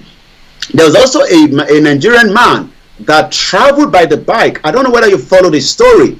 After 41 days, we can confirm that he has actually arrived into Nigeria. He traveled through so many countries with his powerful bike, motorbike.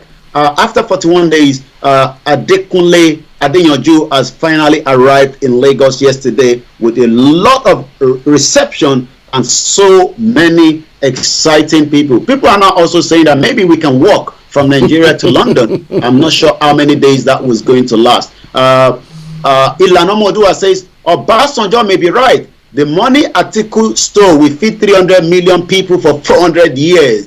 Atiku has been out of government since 2007. This is his 15 years now. But every election, no one outspend him. What sort of money does Atiku have? We're asking our listeners, what sort of money do you think Atiku have that after 15 years is never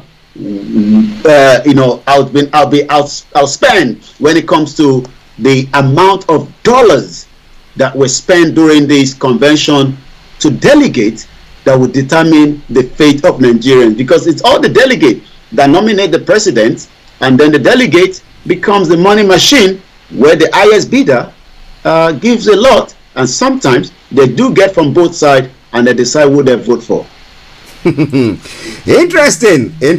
Well, listeners, it is Star Radio UK, your favorite African and Caribbean radio station in London. To all of you who joined us on the Facebook, I want to say thank you very much. I know, especially those of you watching us from the African continent, in Nigeria, Ghana, and all those bits. I know it costs you an arm and a leg, yet you do that. But we so much appreciate you. Continue to still keep your dials logged on Star Radio UK. But Yomi, before you go. Well, thank you so much to all our listeners. Don't touch the dial. Continue with Star Radio UK. Make sure you follow us on all the social media handles, and also subscribe to Star Radio UK on Twitter and Instagram, and also on the YouTube, so that you can catch up with me every Monday to Friday at exactly 11 a.m. Especially in the next. Let me give us the countdown before we go finally on how many days before an election or no election, and all these is something that we discuss every Monday to Friday on Starr Radio UK. So we now have 255 days, 13 hours, 3 minutes, and the seconds keeps going down. Will there be an election in Nigeria, or will there be a dissolution of Nigeria, just as there was in 1991 in the Soviet Union, where it's become 15 different countries? All these will be known before the election next year. Okay, Yummy. Let me say thank you very much, very, very much for this wonderful update. And like the party is going to go on. Yummy is going to have the party. Who knows? A virtual party. You can send the donations and everything in. Okay, so catch you later. Bye for now. Bye bye. Well, listeners, that was Mr. Olayomi Koike bringing you updates from Nigeria. It is Starr Radio UK. Let's enjoy something from Faith Okuson, daughter of Sonny Okuson. And he says, African soldiers, well, what are they doing? Are we going to see Nigeria in an election, or is it going to be one of those where there's not going to be any election at all? What do they call that security agency? Well, in Nigeria, the one holding Nnamdi Kanu, they said that, well, they've not. Is it the SSS or the PPP or whatever? Yeah, they said that no, they are not. They don't have any plans to forestall the election that's going to be taking place. But if anybody is coming out with that information, they are all fake news. Well, but whatever happens, we'll see. As Olayomi Koike said, 200 and what? How many days more? Will you vote? If you don't vote, what happens if some people vote them into power and then they come to do whatever they want to do, marginalize you the more? What will you do?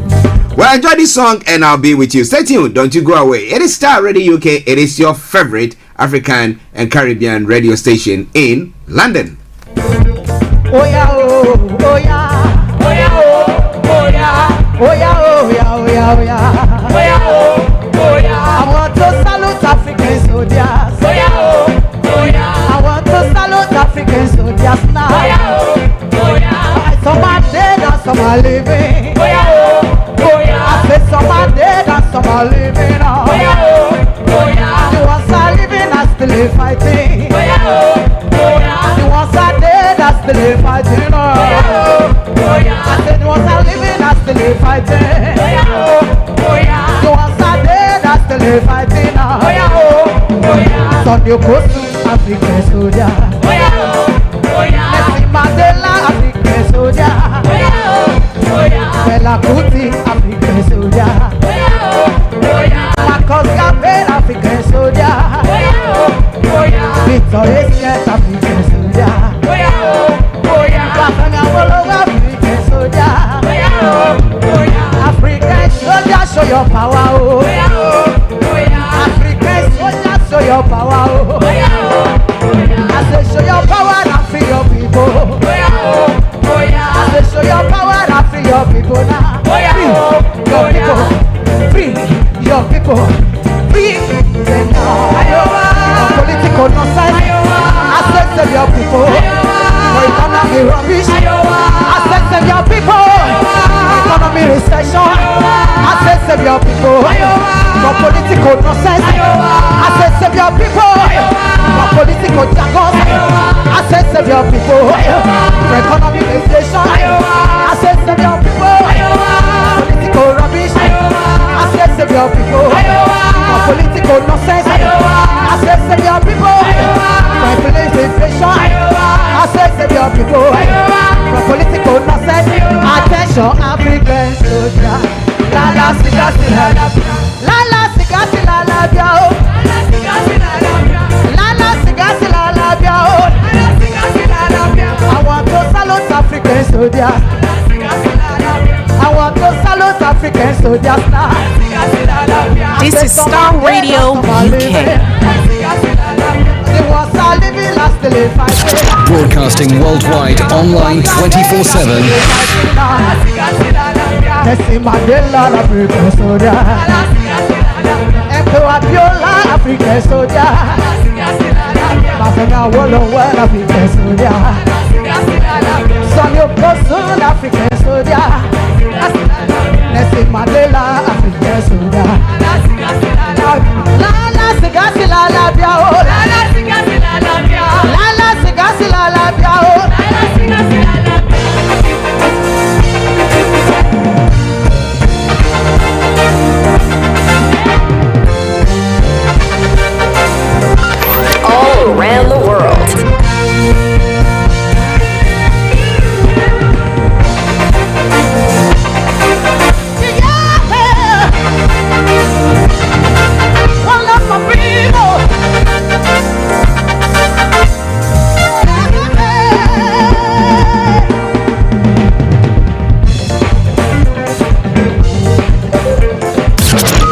Broadcasting worldwide, online 24/7.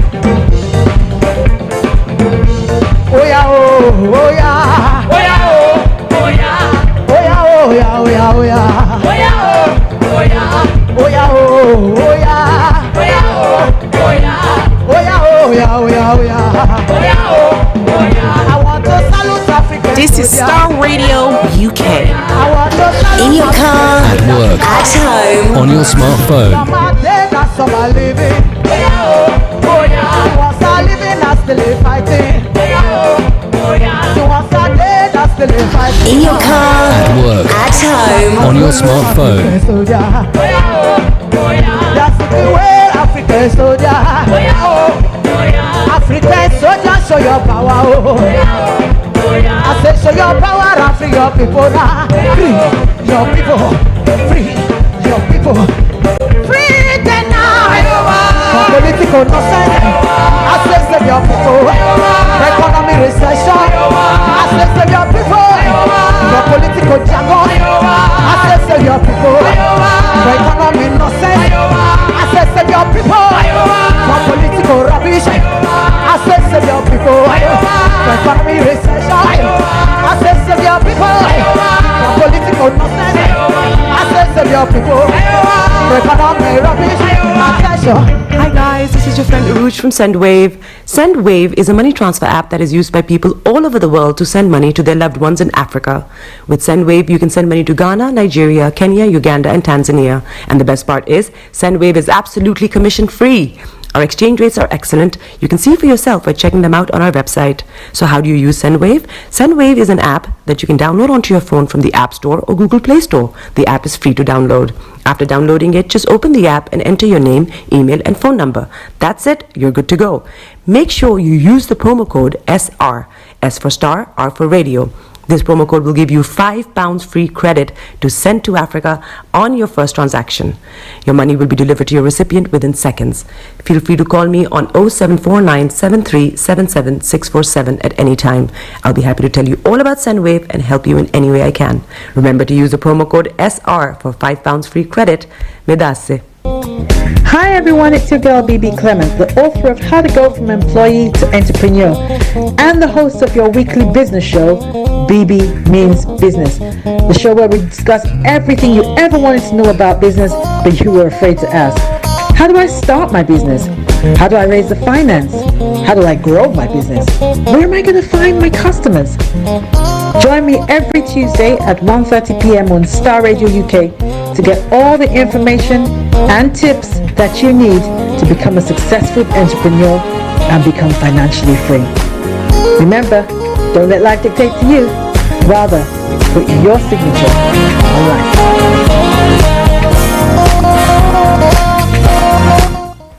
Welcome back to the program. It is Starr Radio UK, your favorite African and Caribbean radio station in London, bringing the time now to exactly 6 minutes past the top of the hour, and it is the Tuesday edition of the morning show. Now, as you know, this week we have the Queen's Platinum Jubilee that's going to be taking place. So Thursday, Friday, we're not going to be in-house. We'll be coming back on, God willing, Monday. But there's going to be lots of broadcasts that will be going on Wednesday. Mr. Olayomi will be bringing you Niger Voices. That's been off air for a couple of weeks. But now that he's back, yes, that will be coming your way, so make a date with him. Like I announced earlier on this afternoon, exactly at 1:30, BB Clement will be coming your way with BB Means Business, and then at 8 o'clock we'll be having Simon Fraser coming your way with a CEO program as well. Okay, it's now gone 6 minutes past 12. The lines are open. You want to join the conversation with what happened in Nigeria? Maybe you have some comments you want to put across as well as others have done. Well,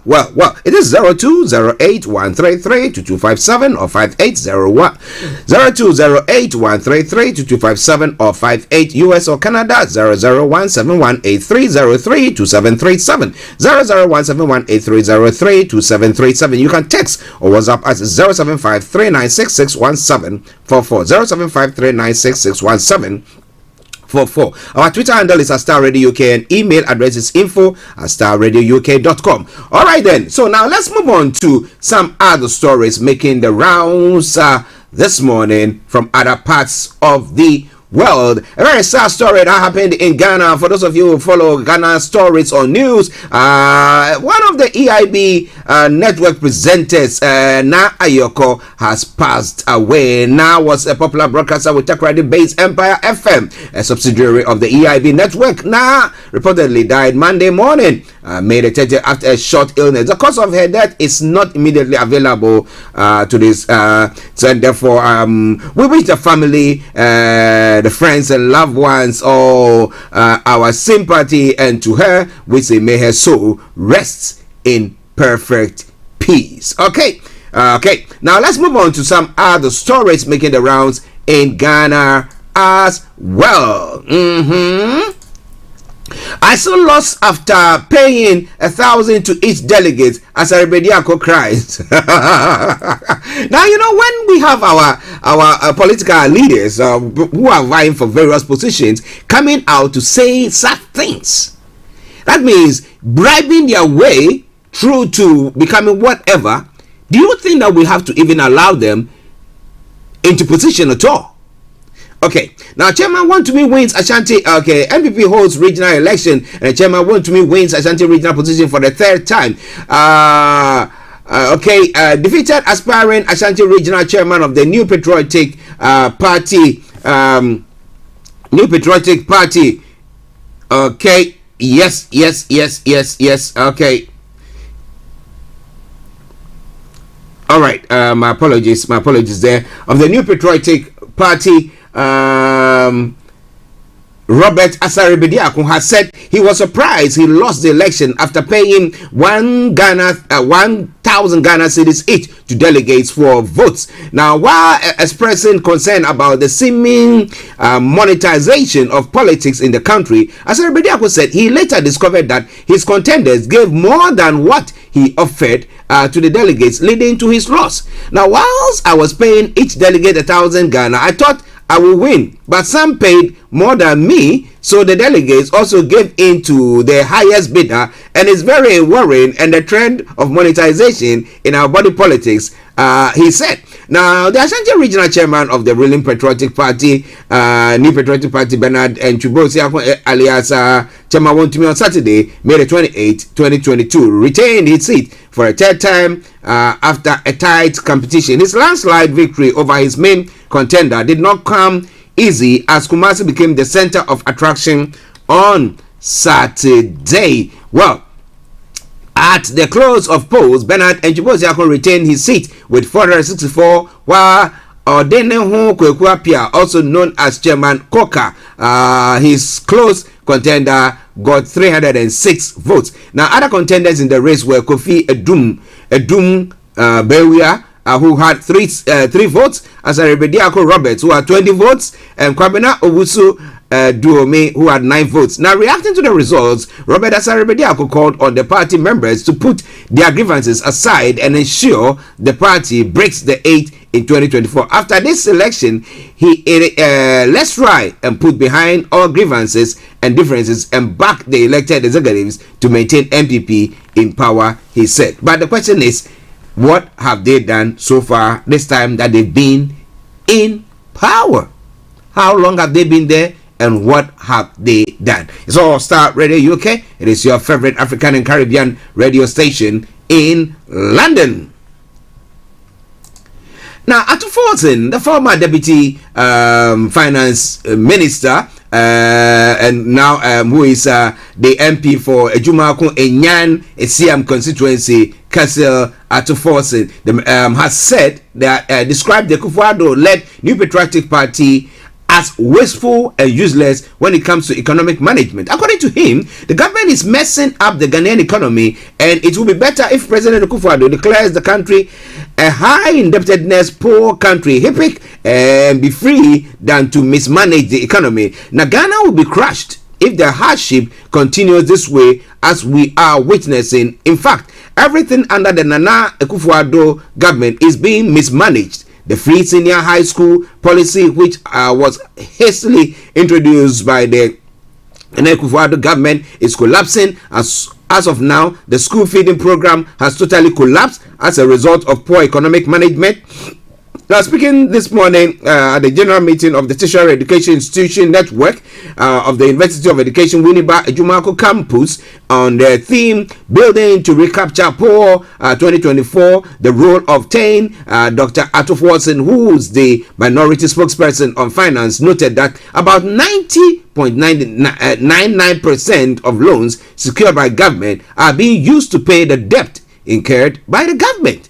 Now, he goes on to say, I'm challenging Nana Akufo-Addo-led New Patriotic Party government to point out a single successful initiative they have introduced. He has collapsed all the good policies introduced by the National Democratic Congress before leaving power.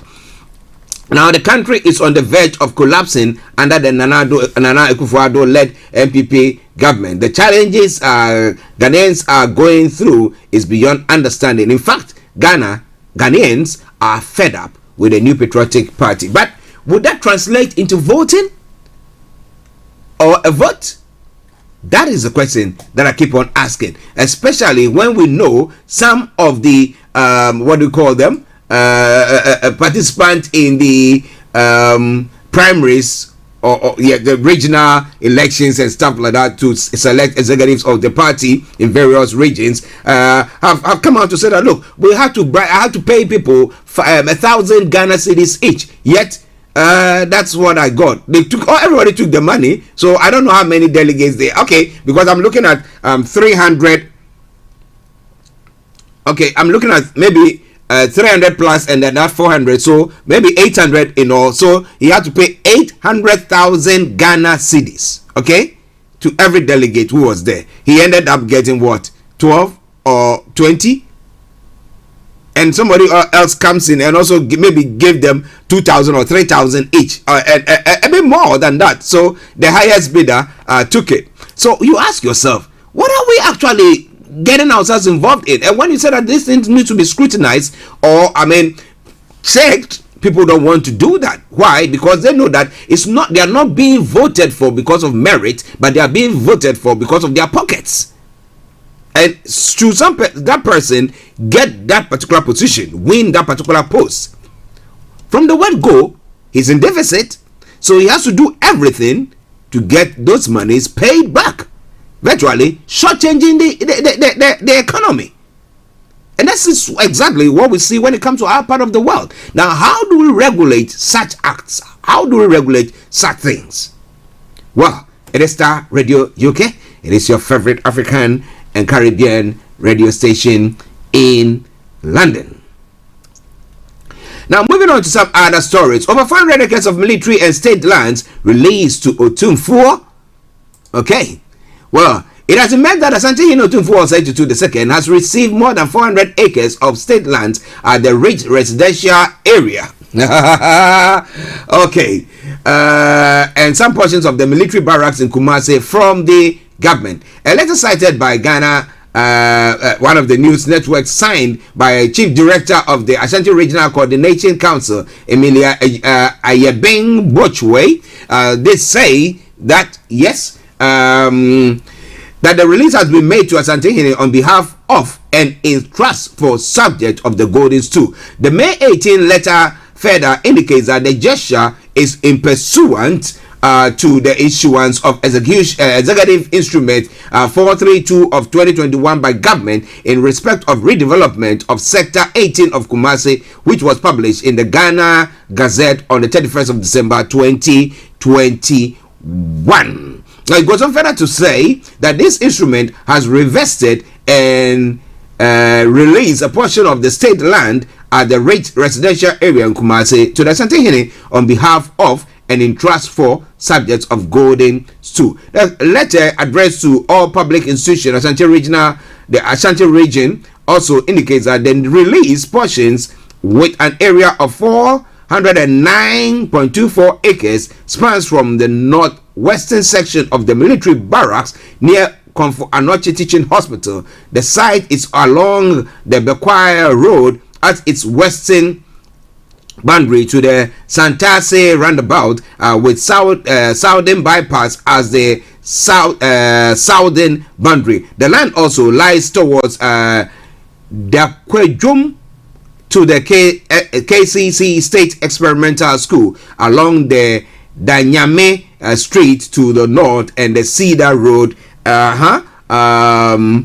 eastern boundaries. Well, if that has been given to them as well, then somebody is trying to just, play the equalization card here, saying that, look, the Ashantis have been, the Ashanti king or has been given that plot of land, the government has released it, and that's why government is releasing this one to the Owu family as well. But you see, I mean, looking at everything, saying that particular land, those lands that has been released to the Ashanti Hene, we all know that they are not forest reserves, are they? Are they forest reserves? That is the question I want to find out. Are these ones forest reserves, or they are lands that were there acquired for the military, and now they think that, okay, if the military are not going to use it, now let's send that land, or let's give those lands back to the original owners, which is the Stu. Is that what is being done? Well, it's all coming your way from Starr Radio UK. It is your favorite African and Caribbean radio station in London. 80 minutes past the top of the hour, the morning show. Now, interestingly, the salaries of presidential staffers shot up from 136 million Ghana cedis to 823 million Ghana cedis in 1 year. Why? Did they increase the number of staff there? Or is it that looking at the economic situation that people are, going through, or the country seems to be going through at the time, they think that, well, let's increase their salary so that they live comfortably, so that they don't seem to do go take bribes or do anything of the sort. Now, the MP for North Tongo, Samuel Okujato Ablakwa, has revealed that the salaries of presidential staffers shot up from 136.2 million in 2022 to 823.8 million in 2021. He attributed the increase to the creation of amorphous position at the Office of Government Machinery. In a post on Facebook, he claimed that it is significant to observe from the 2021 budget statement, the year most of these amorphous positions were created at the Office of the Government Machinery, that their wages and salaries shot up astronomically to 823.8 from just 136.2 million in 2020, an increment by a staggering 508.4%. Now, so what has the civil servant, the poor worker, what percentage of increment have they got? So when you see people agitating, do you blame them? Well, now compared with that of the entire parliamentary service, including non-parliamentary, 201.1 million was budgeted in 2021 from 140.4 million in 2020, representing an increase of 43.2%. Placed in perspective, the OGM salary increased, that's the Office of Government, increased by an additional 687.6 million in 1 year. That is 508.4%, and that is more than the 672 million needed to pay NAPCO workers for an entire year. Mr. Blackwell said, this notwithstanding, NAPCO workers remain unpaid for 7 months. So if people embark on strikes, do you blame them? Well, it's all Starr Radio UK, your favorite African and Caribbean radio station in London, bringing the time now to 12:21, and let's move on to one final story from Ghana, and then we move on from there. Now, stop lending to government, PIAC tells GNPC.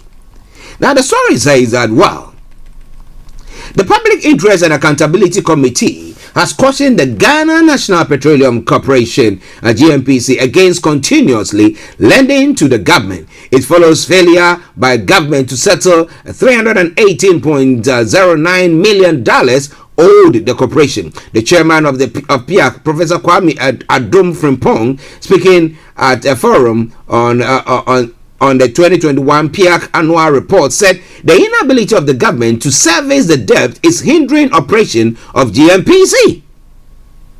Now, PIAC calls on GMPC to double up efforts at recovering loans to government and its agencies to ensure that corporations' work programs does not suffer from non-implementation. He adds that GMPC budget for the year under review was hugely disrupted because it estimated that the government was going to at least pay part of the debt. In 2021, GMPC could not realize its budget revenue from loans and guarantees, which amounted to 136.68 million out of the accumulated total of 308 million owned by the corporation, by government and its agencies since 2011.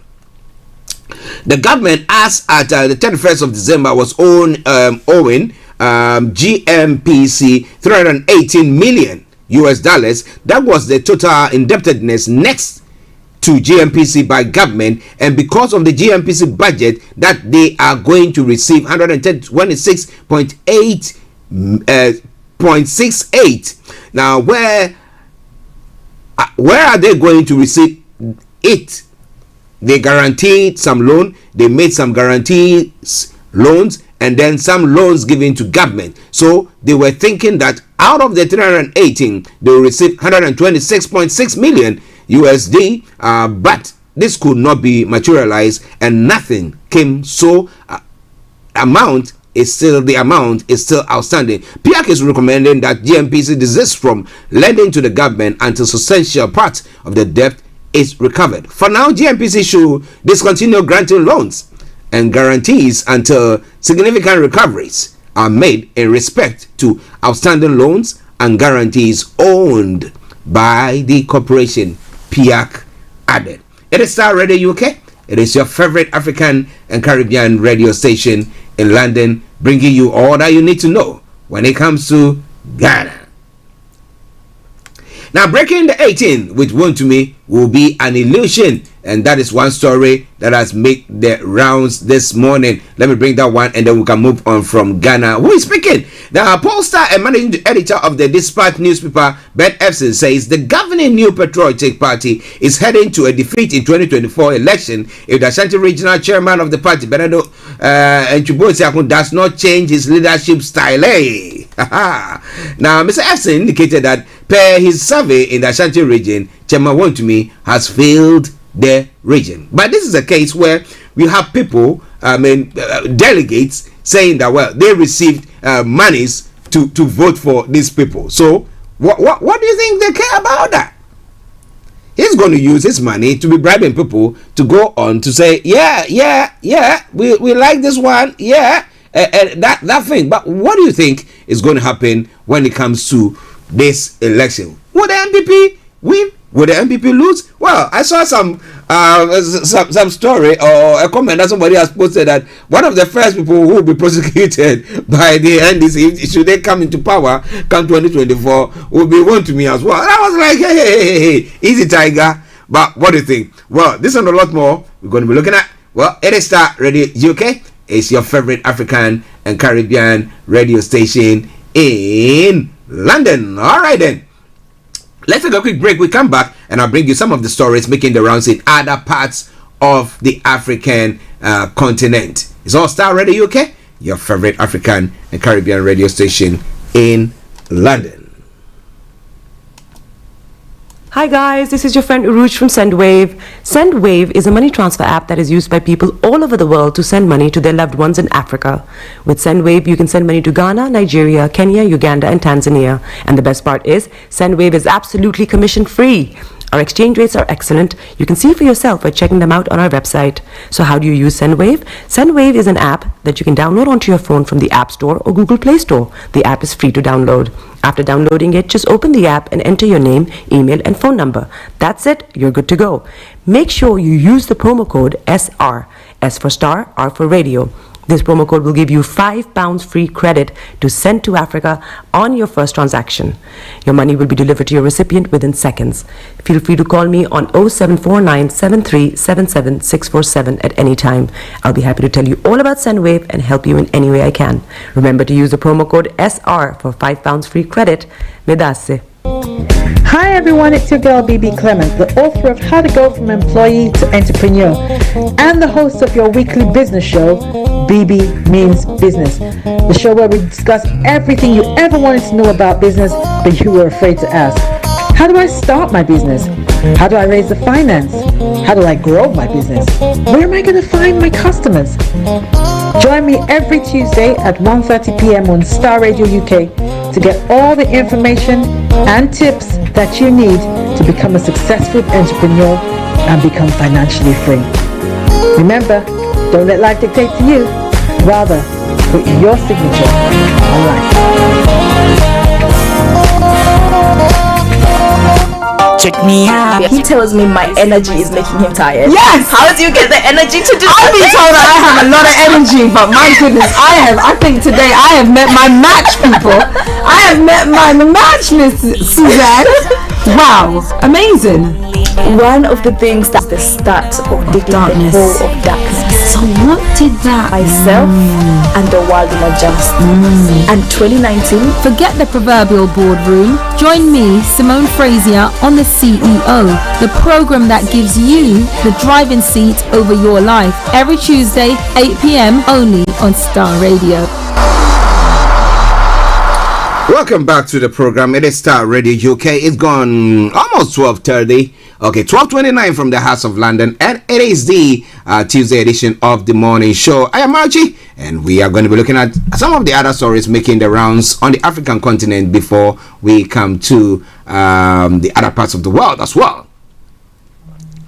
Now, Zanzibar decries abuse of scantily clad tourists. The island rely on visitors who must not be told to go home by locals, a minister says. Well, we'll be looking into that story as well. And then, why a Darfur Sultan regrets a twist of colonial fate. I will bring you more details on that. But let me bring you that quickly, and then we'll look at some of the other stories. In our series of letters from African journalist Zainab Mohammed Saleh writes that some people are facing attack again in the troubled Darfur region, ruled the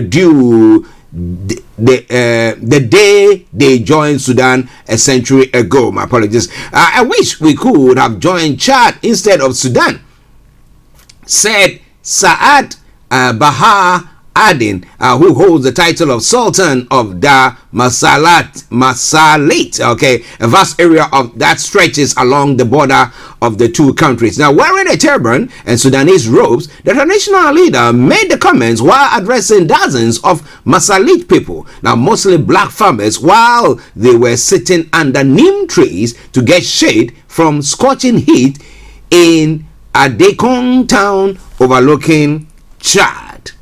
Now, they had fled an attack earlier this month on the north, on the town and neighboring villages by Arab militias known as the Janjaweed and linked to the Sudanese government rapid support forces. Now, about 5 people were killed and 37,000 left homeless in the violence that is part of the long-running feud between black farmers and Arab nomads in Darfur. And that brings you back again to the herdsmen and farmers banter that is going on in Nigeria. Some went on in Ghana, the Fulani herdsmen issue in general. Now, the Masalit in the West Darfur state, but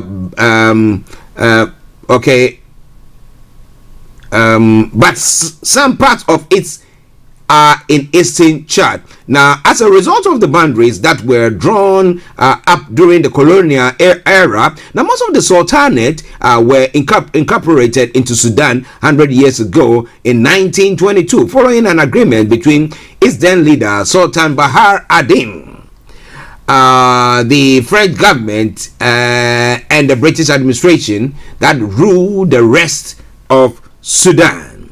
Now, the Masalit is the only area in Sudan that was never colonized. The Masalit people defeated the French army twice in January and November 1910 as it was trying to expand its empire eastwards from what is now Chad. Now, one of the symbols of the Masalit people resistant against the invaders at the time was the town of Krenik. Now, but last month, the town where many displaced Masalit communities live were brutally attacked. The RSF was accused of carrying out a raid that killed more than 200 people, including children and the elderly. Now, if you see pictures of what has happened, the huts that these people live in burnt down. Their little whatever that they had also destroyed. It's a very, very sad one. Many people I know are living for Chad.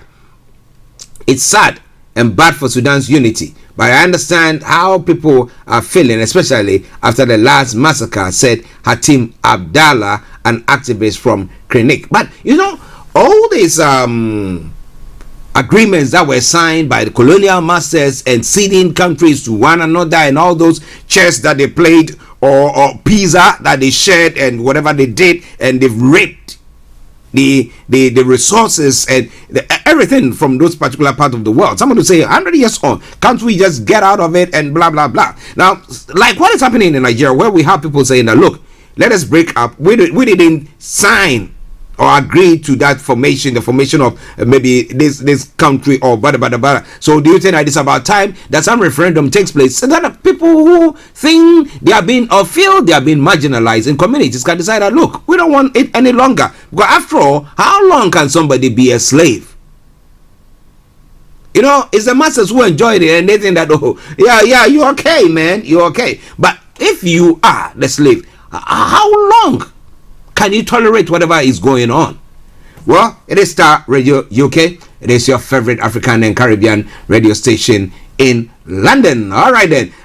One other story from the African front, and then we can leave there as well. Some kidnapping took place in Cameroon. Cameroonian soldiers have freed a kidnapped senator of the ruling party plus several other hostages in an operation in the country's English-speaking northwest region, the army says. Now, Senator Elizabeth Regina... Okay, let me finish reading this. Okay. Senator Elizabeth Regina Mundi was kidnapped along with her driver last month in Bamenda. The separatist group Ambazonia Defense Forces said it carried out the abduction. The rebel is one of several fighting for independence in the two main Anglophone regions, the Northwest and Southwest. In a statement, Army spokesman Cyril Atonfak Guemo said a dozen separatist fighters were killed. Many left injured while others fled during the Monday night raid. Okay, so those are some of the stories that is making the rounds on the African continent. But I've got Mr. Kofi Ali Abdul Yakin. Let me go to him. Kofi, good afternoon to you. Yes, good afternoon. How are you, sir? I'm doing very, very well. Thank you. And you? I'm fine. On the lighter note. Yeah. At the beginning of your program, you are playing a song. Mm-hmm. And the song is saying God is working. Yes. And you came back to say, indeed, God is working. Uh-huh. Exactly what is he doing? Please tell me. Maybe I don't know. Well, you don't know, but I can tell you that God is working. I can attest to Tell that. me. No. It's not for public consumption. No. Oh, so it's personal. I can tell you that God is working for me. Maybe for you, you're not experiencing that, so that is it. Yeah, that's cool. Listen to me. Yeah. Listen to me. All the things we are discussing this morning is about serious human challenges. Mm-hmm. Serious challenges. 90% of those who are the victims, Kaya Yus and so on, Jamautimi has stolen money, Nigerians are Janjawi and all those, right? A lot of them are actually praying to God. Mm-hmm. To have the problems solved, like President Mills. Mm-hmm. They say he's working hard. Meanwhile, the price of Kenke is still going up. So, you see, some of us want this if we can remove the spirituality out of this business of human life.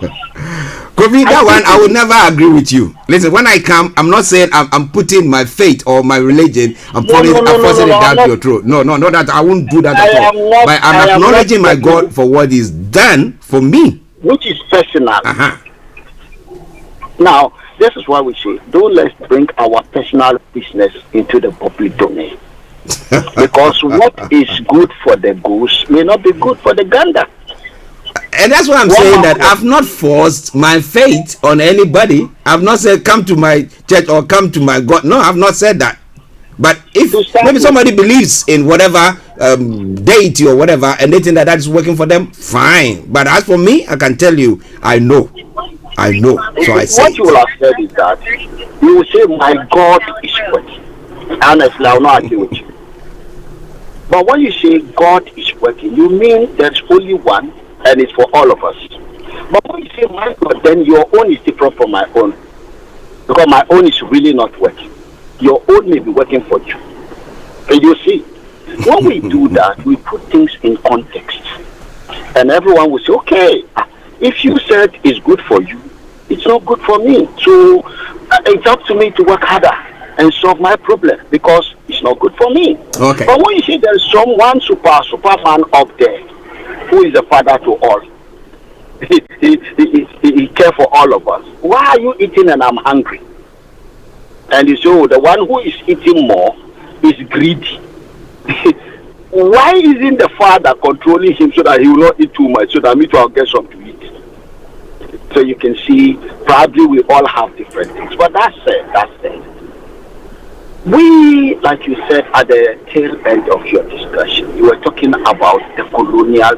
We are tired of this colonial. You also said it, maybe this time we move on.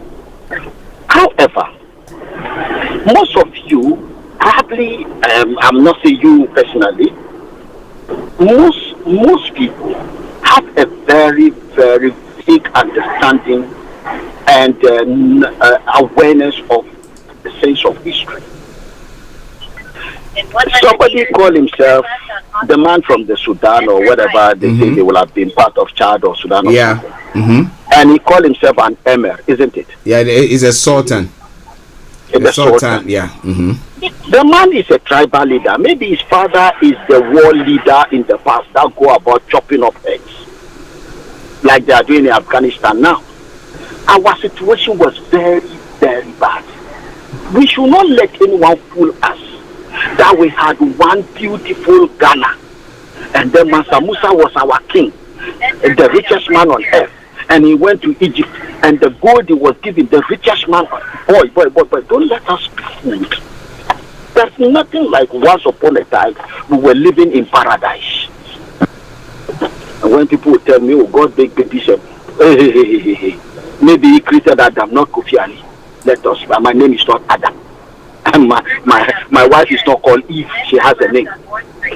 And I know how her mother and father got together and they gave birth to her. My father did it too. So nobody put baby inside anybody's stomach. This is simple biology from school.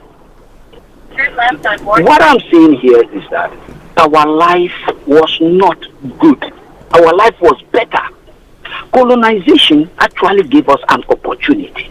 Instead of understanding the opportunity and the challenges that come with it, for us to move from where we are to where we want to be, we are sitting there and making the case worse. Now those who are saying that they want to break away from Nigeria, from Janjaweed, from everywhere. When Eritrea broke away from Ethiopia, what came out of it? Oh, you don't know they broke away? No, we know that they broke away. North and South Sudan broke away. What came out of it?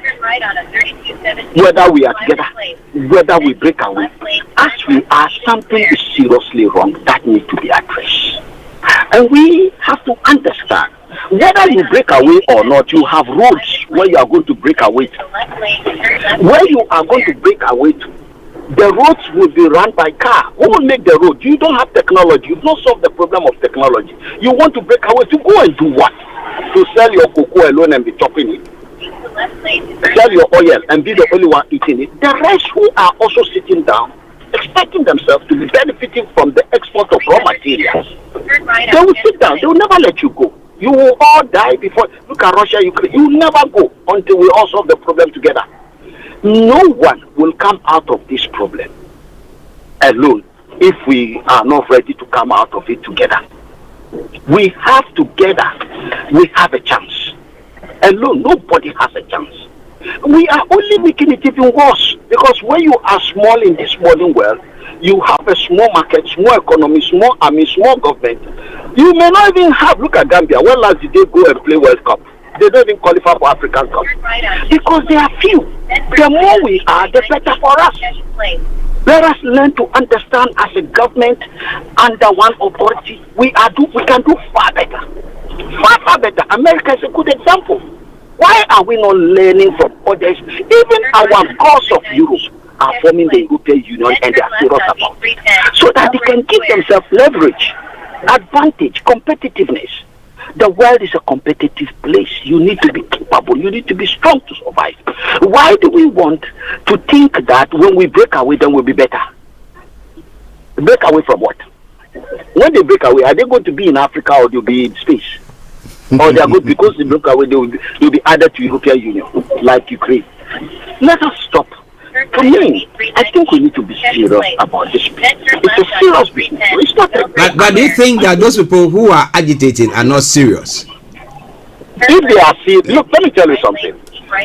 Whenever we have seen in history, unless we are not created, if we are created, we are not created. We are not the kind of human beings that they say God has given power to over everything. Now God come. Yes, where is convenient? Where is convenient? Okay. You see, if we have dominion over everything, history is a very good basis for learning. The only way you make a mistake somebody has made before, for which we send our children to school to go and learn from other people's experience. In society, we learn by looking and watching others and studying them. We have so many universities. What are they learning there? If you cannot learn that, learning from somebody's mistakes, that means a lot. Then you repeat the same mistakes. And for this, we have for a long time been repeating the same mistakes our ancestors were making, because we never knew that we were living as. You know that there used to be a time, what we call Ghana today. That way, every day we insult the colonial master. You can't move. You can't move from Accra to Nima. Somebody will kill you on the way because a different tribe along the way, and they see you as a threat.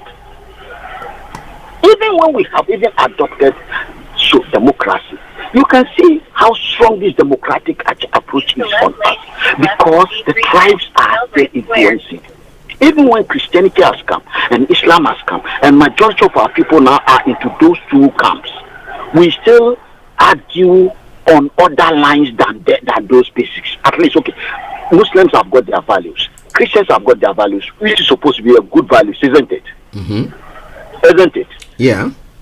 Of course, excluding where they kill someone, they lead somebody to death for blasphemy. Fine. But whatever be the case, we need to understand that this so-called colonization, you understand, without colonization, we in Ghana will not have had this government you see. Yes, that is the colonial they brought us together. They brought us together. We were not one. We were not one. We hate each other. That's why we have tribal marks, so that we don't mistake you when we are going to hack off your head. Today, you can live in any part of Ghana, move around. Today, we are doing international commerce. Today, we are no more living in bushes. We live in total houses. Today, we have electricity. We have everything. Who do you think brought all these things to us? If you don't know how far we came, you go and look at other parts of Africa that the so-called European civilization has not reached. You would think they eat something else. You would think they are not human beings.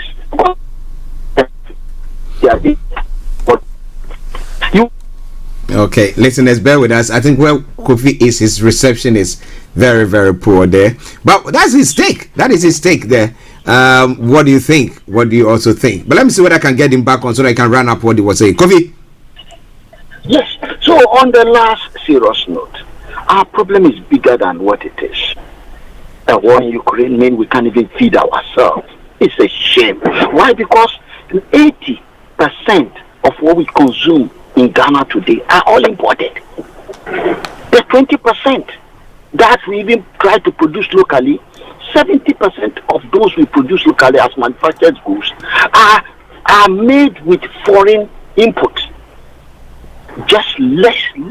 And most of what we produce are crude things. At best, the cocoa is taken away from us and turned into chocolate for human beings to eat. We need to wake up. We need to be the masters of our destiny in this world. If you are not in control of your own technology, you can never be in control of your economics. If you are not in control of your economics, you can never be in control of your politics. This is why our politicians, Montumi and Co, are behaving like rats. And we need to save our souls together. Together, we can come out. And technology, the Chinese are fighting over it. Who is superior? Americans are fighting over the superiority. Europeans are. You understand? Mm-hmm. So we Russians are, because that is what determines what you get out of the global resources, the share you consume, your input. And therefore, if we don't take this thing serious and make technology a matter of life or death and do everything to get it, which we can only get together, none can get alone, then, well, maybe, thank God we believe in God. When we go to heaven, maybe there will be another chance for us. Some of us believe it's only one, and that one is the one we have here. So maybe those of you are going to heaven. When you get there, you look back and say, maybe, well, have a wonderful day. Have a wonderful day, Mr. Kofi Ali. Well, listeners, that was Kofi Ali bringing his take on issues. Now, if you also want to share your take, feel free to do so. It is Starr Radio UK, your favorite African and Caribbean radio station in London. Okay. Now, let's look at some of the other stories making the rounds in other parts of the world before we bring the program to a close. Now, the Canada is proposing a complete freeze on ownership of guns. Now, the Canada should introduce a total ban on the buying and selling of all handguns. Prime Minister Justin Trudeau has said his government is proposing a new law that would freeze private ownership of all short-barreled firearms. The legislation will not ban the ownership of handguns outright, but will make it illegal to buy them.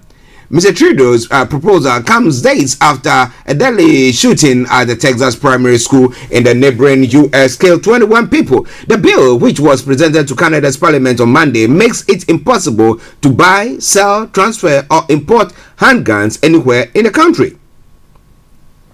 Other than using firearms for sports shooting and hunting, there is no reason anyone in Canada should need guns in their everyday lives, Mr. Trudeau told reporters. As we see gun violence continue to rise, it is our duty to keep taking action, he said. It marks the most ambitious attempt yet by the government to restrict access to firearms. The bill will also require rifle magazines to be reconfigured so they can hold no more than 5 rounds at a time, and it will take away firearms licenses from gun owners involved in domestic violence or criminal harassment. Unlike the U.S., gun ownership is not enshrined in Canada's constitution, but firearms are still popular, especially in rural parts of the country. Now, Canada already has stricter rules on gun ownership than its southern neighbor and records fewer firearm incidents every year. For example, all guns must be kept locked and unloaded, and anyone wishing to buy a firearm must undergo extensive background checks. But there have been calls in recent years to tighten gun legislation there even further, especially following a number of deadly shootings. In April 2020, a gunman posing as a police officer killed 22 people during a shooting spree in Nova Scotia, the deadliest in Canada's history. Now, it goes on, within days, Mr. Trudeau announced an immediate ban on 1,500 different kinds of military-grade and assault-style weapons. The new bill would effectively limit the number of legally owned handguns in Canada to present levels. Okay, it is Starr Radio UK. It is your favorite African and Caribbean radio station in London. Bringing the time now to 9 minutes to the top of the hour. and it is the Tuesday edition of the morning show. Of course, at 1:30 exactly, like I said earlier on, we will be having BB Clement on BB Means Business. So wherever you are, stay tuned. Don't you go away. Now, Egypt, a criminal court in Egypt has sentenced a former presidential candidate to 15 years in prison with hard labor. Abdul Monim Abu Fatu, who is 70 in poor health, was convicted along with an interim leader of the proscribed Muslim Brotherhood group, Mahmoud Ezzat, of this disseminating fake news and joining a terrorist group. Both are blanket charges. Mr. Abu Fatou was arrested in 2018 upon his return from Britain. While in London, he gave several media interviews in which he criticized President Abdel Fattah al-Sisi's rule. The defendant can appeal their sentence. Well, what is going to happen to him? Are they going to just throw him into jail? Well, so coming your way from Starr Radio UK, your favorite African and Caribbean radio station in London. Now let's look at the UK front. One other story from here before we bring the program to a close. The areas with fewest GPs have been revealed, and so if you are living around those areas, be very, very warned. A shortage of GPs has led some areas of England having to cope with half the number of doctors than other areas, and analysts have said. The Nuffield Trust data showed Portsmouth, Brighton, parts of Essex and Hull had the fewest GPs, with less than 50 GPs per 100,000 patients. Now that is the equivalent of more than 2,000 patients for every GP. It comes as patient groups warned access to doctors was becoming one of the biggest problems for the NHS. The areas with the fewest GPs numbers of GPs per 100. Okay, there's a lot of it, and it's in the listen form. Now, Billy Palmer, the Nuffield Trust, said in an NHS founded on the principle of equal treatment, such stark differences represent a serious failing. Now, the two-folding variation in GPs holds even when the age and health of local population is taken into consideration or account to factor in how often patients are likely to need a GP, the analysis showed. So if you are older, which means that you will need a GP the more, you might not be getting that. Well, so GP appointment in England as well, estimated appointment by year November, the figures show that the sentiments were echoed by GPs working in the areas with the fewest doctors. How GP Dr. Matthew Fortnam said, "You have the perfect storm where we have the most need but the least capacity to deal with it. It creates inequity and actually perpetuates it." All right then, so Starr Radio UK. One other story, then I can bring the program to a close for today. Remember, tomorrow we'll bring you the Wednesday edition of the morning show. Now, if you're embarking on a trip outside the country at the moment, it's quite interesting. Now, Holiday Giant 2 is cancelling more flights as air passengers face ongoing disruption ahead of the Jubilee Bank holiday weekend. It goes on further to say, TUI will cancel 6 flights a day until the end of June, which it's blamed on staff shortages at the Manchester airport. Now, around 2 million people are set to fly over the bank holiday in one of the busiest periods so far this year. On Tuesday, Glasgow, Stansted and Gatwick airports reported high passenger numbers. Thousands of passengers across the UK have been seen flight cancelled and delays at airports when checking in and collecting baggage as the half-term break began. Now, during the first 2 years of the pandemic, aviation ground almost to a halt, and in the industry cut thousands of jobs. Airports and airlines have struggled to cope with a surge in flyers as travel picked up again. So why don't they re-employ these people, or is it that those employees have decided, look, we've had enough of this, if we will always be at the receiving end? What do you think? It's all Starr Radio UK, your favorite African and Caribbean radio station in London. Okay.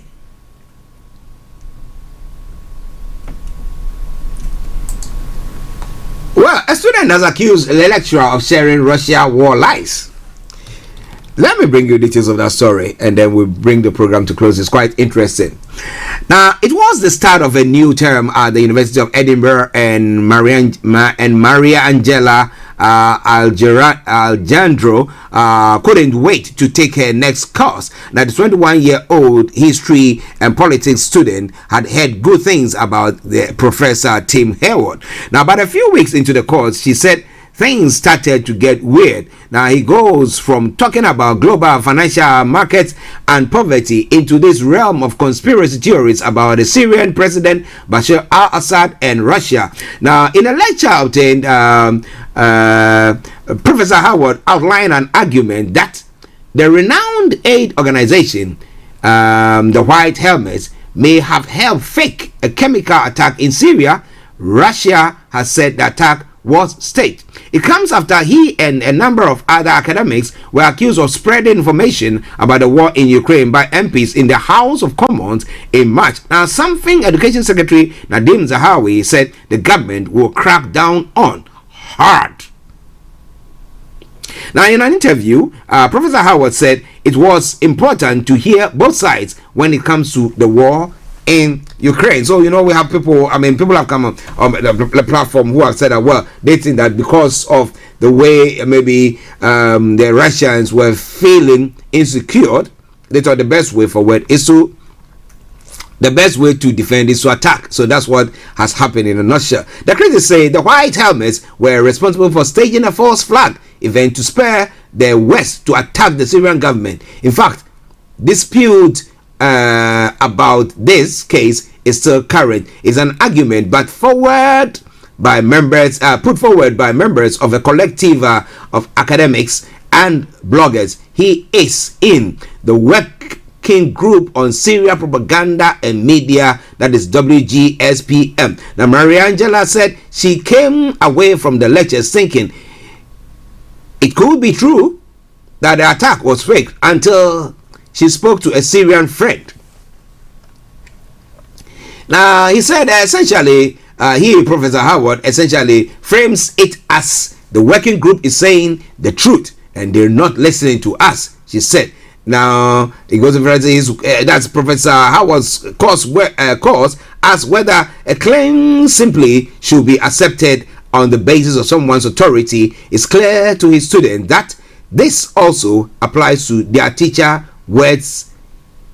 words, he added. He said he does not teach about Syria, but simply used as an example in his class that he was familiar with. So it's quite an interesting piece there, because you look at the way some of the stories are painted, you ask yourself, is that actually true? But we all know that there are times that what is happening has got nothing to do with that. Well, it's all propaganda. We have it here and there. Everybody plays propaganda. Well, with what is happening in Ukraine, if you go to Russia, they see it.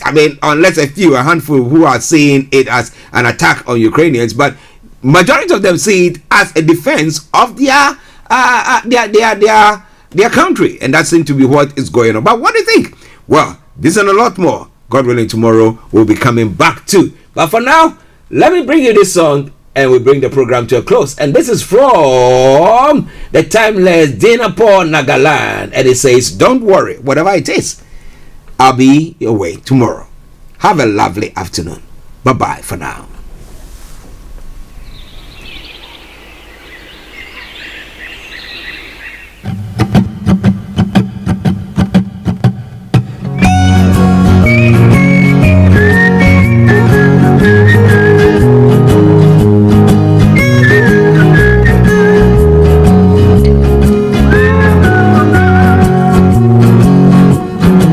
This is Starr Radio UK. Thanks for listening.